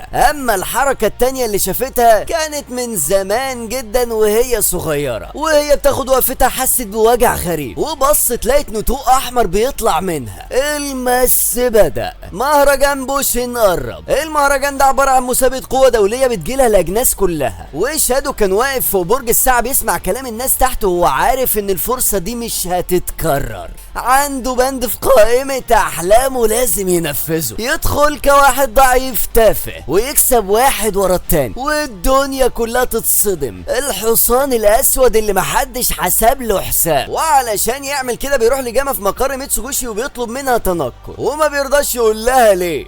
جهزت ماكينة، وجامة شرحت له ازاي يعمل قناع وش حقيقي باي ملامح يختارها. بتدهن وشه بجل سلايم خاص، وشادو اختار انه يبان ضعيف، والبنات ما فهموش حاجة منه. جامة اقترحت وش راجل اسمه مونداين مان، فارس مظلم كسول من غير اي موهبة، اهل النبلاء تبروا منه ومات موتة عادية محدش لاحظها. شادو حب القصة على طول، وطلع بوش جديد ووقفة جديدة وصوت جديد محدش يقدر يربطه بيه. وجامة جابت له هدوم رخيصة مستعملة تكمل الشخصية. في الشارع عيون روز البنت اللي نجحت تستدعي محارب قديم في امتحان الملوك بصت على مونداين بعدته الرخيصة وجسمه الهزيل، ونصحته ما يدخلش المسابقة دي، فرد عليها بجملة بيحبها: ما تحكميش على الكتاب من غلافه. بس الراجل ده اللي اسمه كوينتون سمع الحوار وشده لحتة جانبية وضربه علقة موت. شادو وهو بيتضرب كان بيفكر ان فن القتال في العالم ده بدائي جدا، وانه يقدر يرد ب20 طريقة على الراجل ده، بس ما كانش ناوي يحارب دلوقتي فسابه. ان روز وقفت الموضوع واعتذرت له، وقالت له بصراحة انها كانت تقدر توقفه من بدري، بس سابته يتضرب علشان ينسحب ويحمي نفسه. بس مونداين واقف عادي جدا كأن مفيش حاجة حصلت له، وان روز بتتصدم جدا. شادو قابل صاحبه سكيل علشان ياكلوا مع بعض، وسكيل كان غرقان في الرهان على المهرجان، وقال ان المرشحين للفوز هم ايريس ميدجار وروز اوريانا. وبره شادو قابل روز بالصدفة. روز حكت له انها رايحة تقابل ابوها اللي هيقدم لها خطيبها الجديد مستشار المملكة بيريفا ساهات، وقالت له انها اميرة بلد الفن والثقافة، وخيبت امل ناس كتير لما قررت تبقى فارسة، لانها تأثرت بولد صغير انقذها وهي صغيرة، ومن ساعتها شالت السيف. وبعدين قالت جملة كانت اهم من اللي هو فاهمها: هي مش هتتخلى عن مبادئها حتى لو ده معناه انها تخون ناس تانية، وطلبت منه يفضل مصدقها. شادو قال لها هفضل مصدقك، واداها سندوتش، وروز مشيت وفي ايديها الورقة اللي هتفضل شايلاها بعد كده كأنها تعويذة. في التصفيات سكيل كان بيجمع بيانات علشان يراهن، بيلاقي جنبه جولدي الراجل اللي بيحلل كل مقاتل برقم. جولدي بص على المباراة الجاية: جونزاليس ماتشون بعضلاته الضخمة قوة قتالية 1364، ومونداين مان بوشه الميت وهالته المعدومة بقوة قتالية 33، وبيقول ان الماتش هيخلص في اقل من ثانية، وفعلا بيخلص في اقل من ثانية بس بالمقلوب. جونزاليس وقع والجمهور فكر انه تعثر، وان روز لوحدها هي اللي شافت اللكمتين السريعين في دقنه. الصبح سكيل خبط على باب شادو بجريدة في ايده والعنوان الرئيسي: زلزال. الاميرة روز اوريانا طعنت خطيبها بريفا ساهات وهربت. شادو بص على صورتها وسأل نفسه هي عملت كده ليه؟ اليكسيا وبيتا بدأوا يتتبعوا روز ناحية شمال العاصمة. مملكة اوريانا طلبت رسميا ان الموضوع داخلي ومحدش يتدخل، والاتنين اتفقوا ان في ايد بتحرك الخيوط. بس اول ما اليكسيا مشيت، بيتا امرت واحدة تغرق اليكسيا في معلومات عن بيريف علشان تفضل مشغولة وبعيدة عن الخطر، لان شادو جاردن مش هتقدر تتحمل ان اميرة تندفع في نص النار، وطلبت تقرير عن روز. روز عدت من المجاري ودخلت الاطلال تحت الارض، وبيتا وهي بتقرا وصف حركتها حاجة واحدة جت في بالها: المس الشيطاني. في الاستاد شادو قابل حد مش عادي: بياتريكس ملكة الحرب.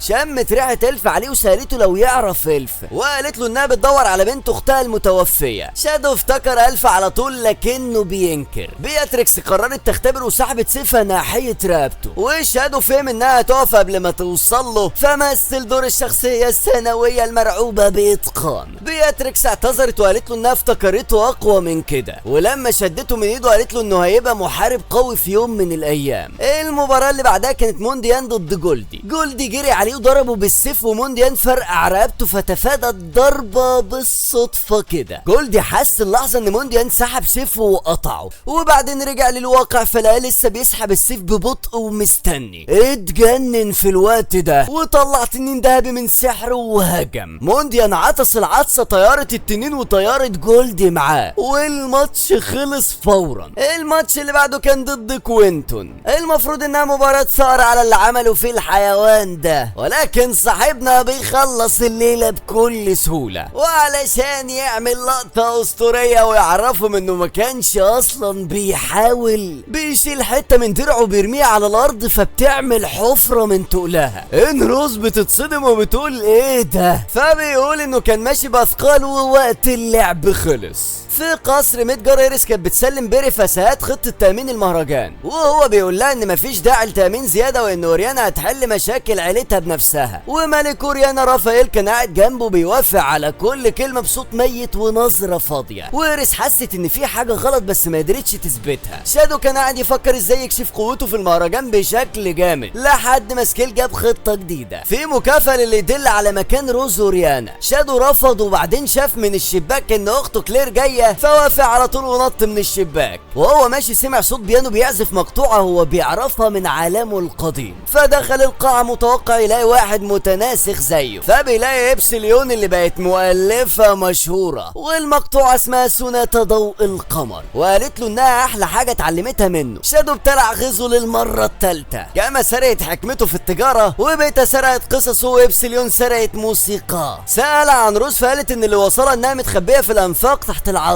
شادو بيشكرها وهو خارج بص على البيانو وابتسم. تحت الارض روز كانت قاعده بتداري جرح المس وبتفتكر اليوم اللي قلب حياتها. لما راحت تقابل ابوها لقت نظرته فاضيه ومش طبيعيه، ولقت بيرف والحراس بيبتسموا ابتسامه خبيثه، ففهمت كل حاجه في ثانيه وسحبت سيفها وهجمت على بيرف. الحراس صرخوا ان الاميره اتجننت، وبعدها بس روز فهمت انها اتسرعت لان بيرف مجرد واحد من الطائفه وجذور الطائفه ضربه جوه اوريانا كلها. بيرف امرها تسلم نفسها قبل المهرجان والا هيخلي ابوها يقتل واحد من الضيوف. وفي الوقت ده صوت البيانو انتشر في الانفاق. روز مشيت ورا الصوت لحد ما وصلت لقاعة قديمة من ميدجار القديمة، ولقيت شادو قاعد بيعزف. لما خلص سقفت له فسألها انت عايزة توصلي لايه؟ روز قالت انها كانت عايزة تحمي اللي بتحبهم وتجيب مستقبل حلو للناس، وانها ما قدرتش تعمل حاجة من دي. شادو ولع شعلة سحرية في ايده وقال لو لسه عندك الإرادة تكملي انا هديك القوة. سألته القوة دي هتخليني اغير المستقبل؟ فبيقول لها ده متوقف عليكي انتي. روز وافقت والقوة دخلت جسمها والسحر شفاها من المس على طول وبيمشي على طول. وبعدها بشوية قتلة من الطائفة هجموا عليها فمسحت بيهم الارض حرفيا، وهي بتقول ان قوته زي ضوء القمر اللي بيخترق الضلمة. اليكسيا وبيتا حسوا بانفجار السحر وجريوا، ولو روز خارجة وبتقول انها خدت قوة وهتمشي في الطريق اللي مؤمنة بيه، ورفضت تقول اي تفاصيل علشان ما تجرش اليكسيا معاها. اليكسيا فكرتها بالعهد اللي تعاهدوه، فروز اعتذرت وقالت ان الناس هتشوفها شريرة بعد اللي هتعمله. اليكسيا اتجننت وسحبت سيفها علشان تجبرها تتكلم، وروز غلبتها في ثواني وسابتها لبيتا. بيتا قالت انها مش هتوقفها وانهم مختلفين بس ممكن يكونوا بيدوروا على نفس المثل الاعلى. ولما روز مشيت بيتا سالت نفسها هو فعلا كان اختار لها المصير ده لما اداها قوته؟ وفوق البوليس كان بيحقق في بلاغ غريب بيانو اتسرق من قاعة الحفلات في عز النهار، يعمل اي حاجة علشان يبان فخم قدام الناس.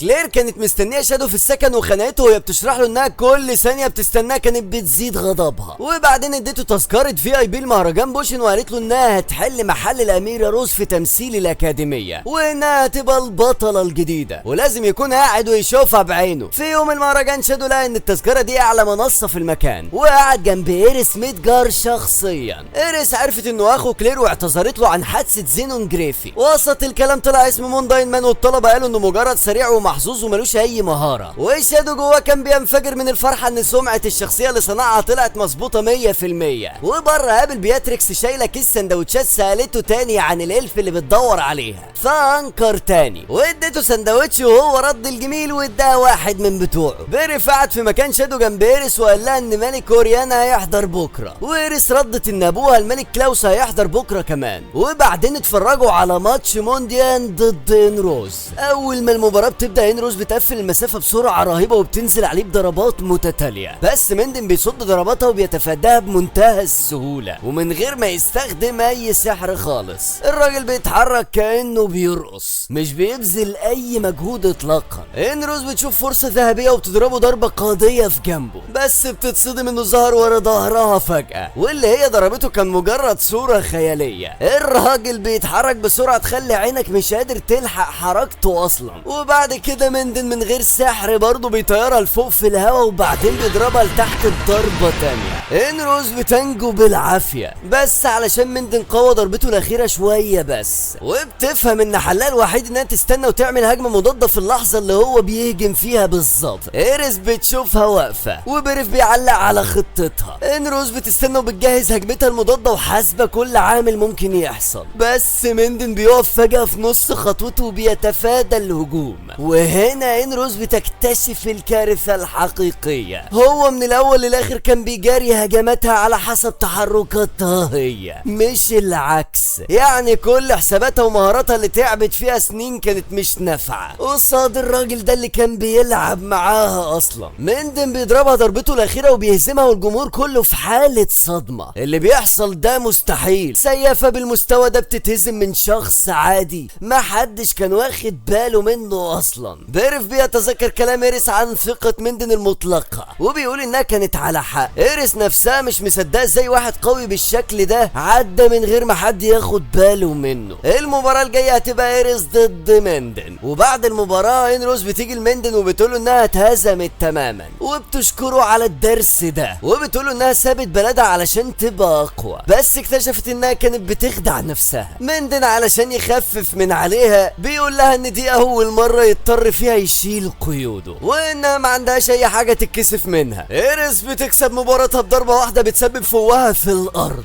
وسيفها بيتفتت من كتر السحر اللي طلع منها. روز بتاخد ملجأ في اكاديميه ميدجار اللي كانت مقفوله للترميم، وبتلبس زي نضيف وماسكه ورقه البرجر اللي سيد اداها لها علشان تشد من عزيمتها. بتبص لنفسها في المرايه المكسوره وبتحفز نفسها للي جاي. اليوم اللي بعده الاحداث بتوصل لذروتها. ايريس من الصبح بتتمرن وبتفتكر رحلتها من وهي طفله، ازاي كانت شاطره وهزمت مدربينها وكسبت مهرجان بوشن من قبل كده، بس بقت حاسه بقيود مش قادره توصل للاماكن اللي محتاجينها فيها، خصوصا بعد كلام الفا الجارح ليها. في نفس الوقت بيرف بيخدر الملك رافائيل تاني وبيديله عطر علشان يخبي ريحه المخدر وبيوديه مقعده. بيرف عنده خطه شيطانيه، لو روز جت تنقذ ابوها هيمسكها وهيستخدمها كماده لتجارب الطائفه، وكمان علامه اللعنه اللي عليها هتخليها ماده ممتازه. اما لو ما جاتش هيستخدم الملك رافائيل علشان يقتل ملك ميدجار كلاوس، وبكده يشعل حرب بين المملكتين ويدمر اوريانا. بيرف مش فارق معاه يخسر منصبه لانه ناوي يخلي الملك الجديد لميدجار دميه في ايده، بس هو قلقان من مين؟ من صاحبنا مندن، لانه حقق فيه وما لقاش عنه اي حاجه، وحاطط جنود خاصين من الطائفه حوالين الساحه تحسبا لاي حاجه. شادو بقى مبسوط جدا بمقعد الفي اي بي والخادمات بيجيبوا له اي حاجه عايزها ببلاش، وفجاه بتظهر بياتريكس تاني وبتقعد معاهم والناس كلها بتتجمع حواليها لانها مشهوره. بياتريكس بتستغل الفرصه وبتسال الناس لو شافوا الالف اللي بتدور عليها، بس محدش شافها، ولما بيسالوها مين لفت انتباهها في المهرجان بترد وبتقول شادو.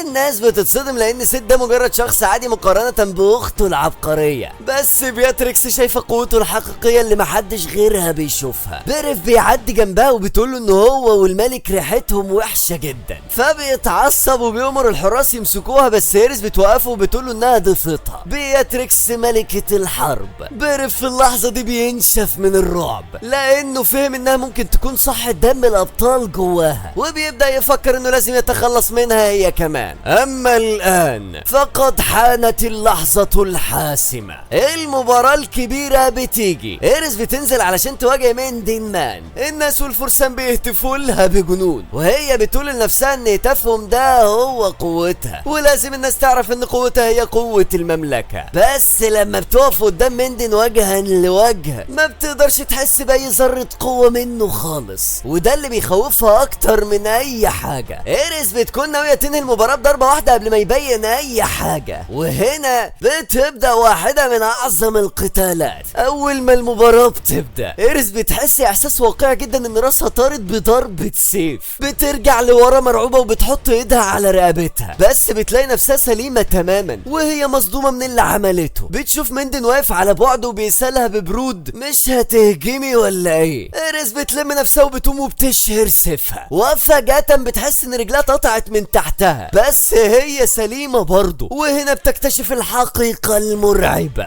اللي بتخلي دمها يتجمد في عروقها فورا. الساحة كلها من اولها لاخرها داخلة في مدى ضربات مندن، كل مرة بيغير وضعه شوية بيخليها تحس ان جزء من جسمها اتقطع. ده مش سحر ولا خدعة، ده مهارة خالصة رهيبة. ايريس بتفهم ان الكائن اللي قدامها ده لو حقيقي يبقى هو اقوى محارب في العالم كله، والناس اللي بتتفرج مش شايفة غير ان ايريس بتتراجع للوراء وبتترعش وبتتلخبط، فبيبداوا يهمسوا انها خايفة تتقدم. ايريس بتتعصب من الاهانة دي وبتحقن كل سحرها في هجمة واحدة اخيرة، بس بتتصدم صدمة عمرها كله. مندن اصلا مش ماسك سيفه في ايده، كل اللي عمله من اول المباراة كان مجرد ايحاء وتلاعب بعقلها علشان يخليها تتخيل انه ماسك سيفه وبيضرب. قوة خارقة بمعنى الكلمة. الراجل هزمها نفسيا قبل ما يهزمها جسديا، بس الوقت خلص خلاص. مندن بيصد سيفها بايده المجردة وبيلف حواليها بسرعة البرق وبيمسكها من رقبتها وبيثبتها على الارض وبيحط سيفه على رقبتها، وبمنتهى البرود والاستهتار بيسألها في ايه؟ احنا لسه في الاول. ايريس مش قادرة تعمل حاجة غير انها تبصله في رعب وعجز تام. مستحيل اقوى فارسة بشرية في المملكة كلها اتهزمت من غير ما تقدر تعمل ولا حركة واحدة بس، ومن غير ما خصمها يمسك سيفه اصلا. في نفس الوقت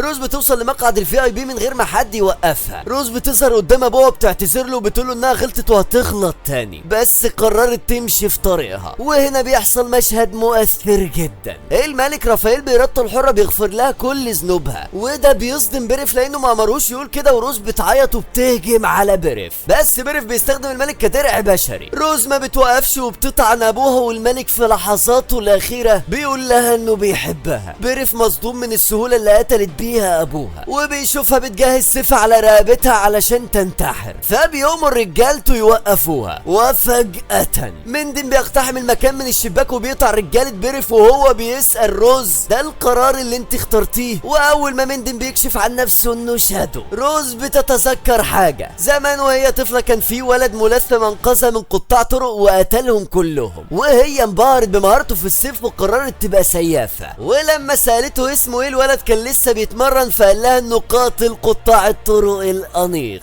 روز بتتصدم ان شادو ده هو نفس الولد اللي انقذها زمان، اللي ما كانش خايف يحارب الشر وهو لسه صغير. شادو بيقولها ان قتالها لسه ما خلصش، فروز بتقوم وبتهرب من المكان. بيريف عايز يوقفها بس كل رجالته اتقتلوا خلاص على ايد شادو جاردن. وهنا بياتريكس بتقول انا هعملها، وبتنط على شادو وهي مبتسمه انها اخيرا هتحارب حد قوي زيه. اول ما سيوفهم بتتلامس قوه الاصطدام بتحطم منطقه الفي اي بي كلها، وبيريف بيستغل الفرصه وبيهرب، والمعركه بتنتقل لسطح الملعب والجمدان بيبدأ. القتال الحقيقي لسه هيبدأ دلوقتي. المطر بينزل بغزارة، وفوق سطح الملعب شادو بيتقاتل مع بياتريكس وبيلاقي مهارتها مثيرة للاهتمام. علشان يختبرها بيبدأ يتحكم في حضوره وبيظهر ورا ظهرها بكل سهولة، وهي بالعافية بتلحق تصد ضرباته. بياتريكس بتكتشف انه بيغير حضوره علشان يهرب من انتباهها، زي ما هي مش قادرة تركز على كل نقطة مطر لوحدها. وفجأة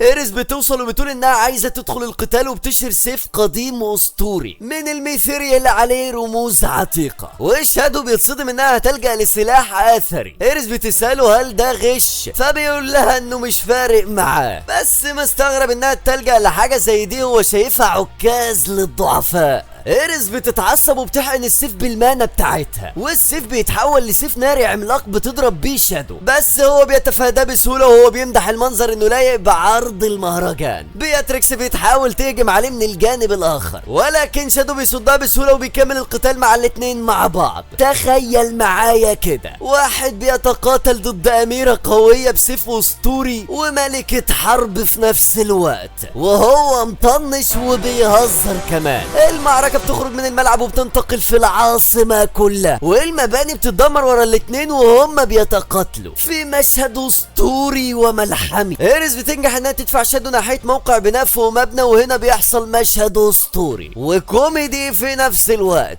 بيرجعنا لبداية الانمي وبياخد عتلتين من الموقع وبيستخدمهم علشان يصد ضربات ايريس وبياتريكس بمنتهى السهولة. المعركة بتكمل لحد ما بيوصلوا فوق قطار ماشي، وشادو بيلف في العتلتين وبيقول لهم خلي بالكم بس ما توقعوش، وكأنه بيلعب معاهم لعبة. في نفس الوقت روز بتهرب لحارة جانبية وهي محتارة تعمل ايه ومش عارفة ترجع لمملكة اوريانا وتتحالف مع المعارضة ولا لا. وفجأة بتظهر لها ألفا قائدة شادو جاردن نفسها. ألفا بتدي روز اختيارين واضحين، يا تكمل قتالها لوحدها زي ما هي، يا تحارب بجانب شادو جاردن. روز بتسألها لو هينقذوا مملكة اوريانا، فألفا بتقول لها بصراحة انهم مش هيعملوا اي حاجة علشانها وهي بالشكل الضعيف ده، فلو عاوزة تنقذ مملكتها لازم تثبت قيمتها هي وقيمة مملكتها الاول. روز بعد لحظة تفكير عميقة بتقرر وبتوافق تنضم لشادو جاردن، فألفا بترحب بيها وبتغطيها ببدلة السلايم بتاعتها. نرجع للمعركة المجنونة اللي بتاكل الدنيا كلها. شادو بيقفز في النهر وبيستخدم قدرة اسمها فن الساحر السري علشان يتحكم في المياه نفسها ويوجهها كسلاح. وشادو بيلاحظ حاجة مهمة، ان السحر مش بيتدفق كويس في المية العادية، وبعدين بمنتهى الاستهتار بيرفس ايريس في وشها وبيرميها في النهر. وفجأة بياتريكس بتنجح لأول مرة وبتكسر العتلتين بتوعه بضربة قوية. بعد كده المعركة بتنتقل لفوق برج الساعة، وهنا بياتريكس بقت قادرة تصد هجماته المفاجئة بعد ما اتعودت على اسلوبه في اخفاء حضوره. ايريس بتهجم بعشوائية وبغضب، بس شادو بيصد ضربتها بقبضة ايده المجردة بس، وبيقول للاتنين جملة قوية: مستحيل حد يهزمني بقوة مستعارة. وهنا ايريس بتقول لبياتريكس انها تعمل حركة تضحية علشان تديها فرصة واحدة تضربه الضربة القاضية. والمجنون بمنتهى الثقة بيقول لهم جربوا، وايريس بتهجم عليه في نفس اللحظة اللي صاعقة برق بتنزل وبتغرق المكان كله في نور مبهر. ايريس بترمي سيفها وبتحاول تمسكه بايديها في محاولة يائسة، بس شادو الغاضب بيديها ضربة قوية، وبياتريكس بتكون خلصت شحن هجمتها وبتنط عليه من ناحية تانية علشان تصطاده. بس شادو برشاقة خرافية بيرمي سيفه لفوق في الهواء وبيتفادى هجمة بياتريكس وبيلف حواليها وبيرميها على ايريس اللي لسه على الارض، وبعدين بيدوس عليهم الاتنين مع بعض بقوة تكسر الحجر اللي تحتيهم، وبيمسك سيفه وهو راجع له من الهواء في نفس اللحظة. قوة خارقة بمعنى الكلمة. شادو خلاص بيحاول يمشي، بس ايريس بتقول له يرجع، وهي وبياتريكس بيحاولوا يقاوموا وهم بالكاد قادرين يقفوا. ايريس بتقول انه كل فرسان المدينة المفروض اتحركوا خلاص، وانه خلى مملكة ميدجار كلها عدو ومالوش اي مكان يهرب ليه. وهنا بيحصل مشهد يقشعر لي بدنك. شادو بيبدأ يضحك ضحكة هستيرية مجنونة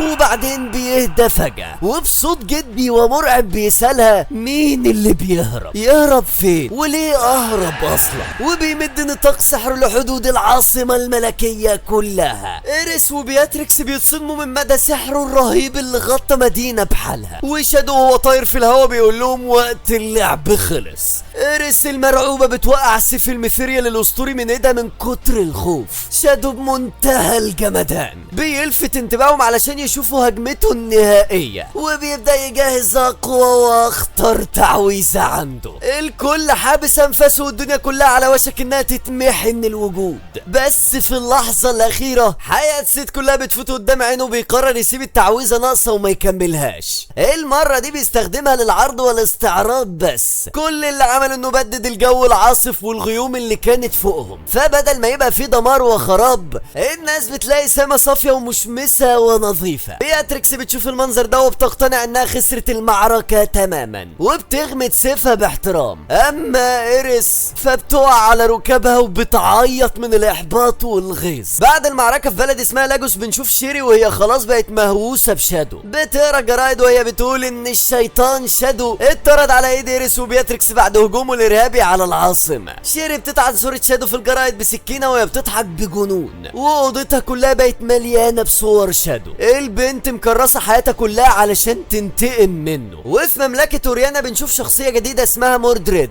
اللي بيتكلم مع بريف وبيبين خيبه امله فيه، وبريف بيتوسل علشان يسامحه على فشله. بريف بيقول ان روز مستحيل تفضل مختبئه طول ما الطائفه بتتحكم في العيله المالكه، وان اوريانا بعد ما خسرت ملكها هيحصل فيها فوضى وروز اكيد هترجع. موردريد بيحذره انه ياخد باله المره دي وبيأمره ما يخيبش امله تاني. وبينما الفرسان بيدوروا على شادو في اراضي عيله كاجينو بنشوف روز والفا بيتزودوا بمؤن قبل ما يدخلوا عمق الغابه اللي مليانه وحوش سحريه. وبعدين الفا بتكشف لروز عن المدينه القديمه الكسندريه اللي هي المقر السري لشادو جاردن، وبتوديها لعضوه اسمها لمدا كمجنده جديده. لمدا بتنادي على العضوتين رقم 664 و 665 علشان يشكلوا فرقتها، وبتعيد تسميه روز باسم رقم 666 وبتقول لها انها لازم تتخلى عن كل ارتباطاتها بحياتها القديمه. وروز بتقول لها انها بقت لا احد ولازم ترمي كل حاجه علشان تبقى جنديه نقيه خالص. وهنا المشهد المؤثر، روز بتترعب وهي بتشوف ورقه البرجر اللي سيد اداها لها بتتقطع هي كمان وبتعيط بحرقه شديده. دي كانت اخر ذكرى ليها من الراجل اللي انقذها. وفي الاخر بنرجع للانفاق تحت الارض، شادو بيعزف سوناتا ضوء القمر تاني وريش اسود بينزل حواليه وبيقول لنفسه ان كل حاجه ماشيه زي ما هو مخطط لها بالظبط، بس ساعه الصحوه قربت. وبعد ما بيخلص عزفه شادو بيمشي وريشه سوداء واحده بتنزل على مفاتيح البيانو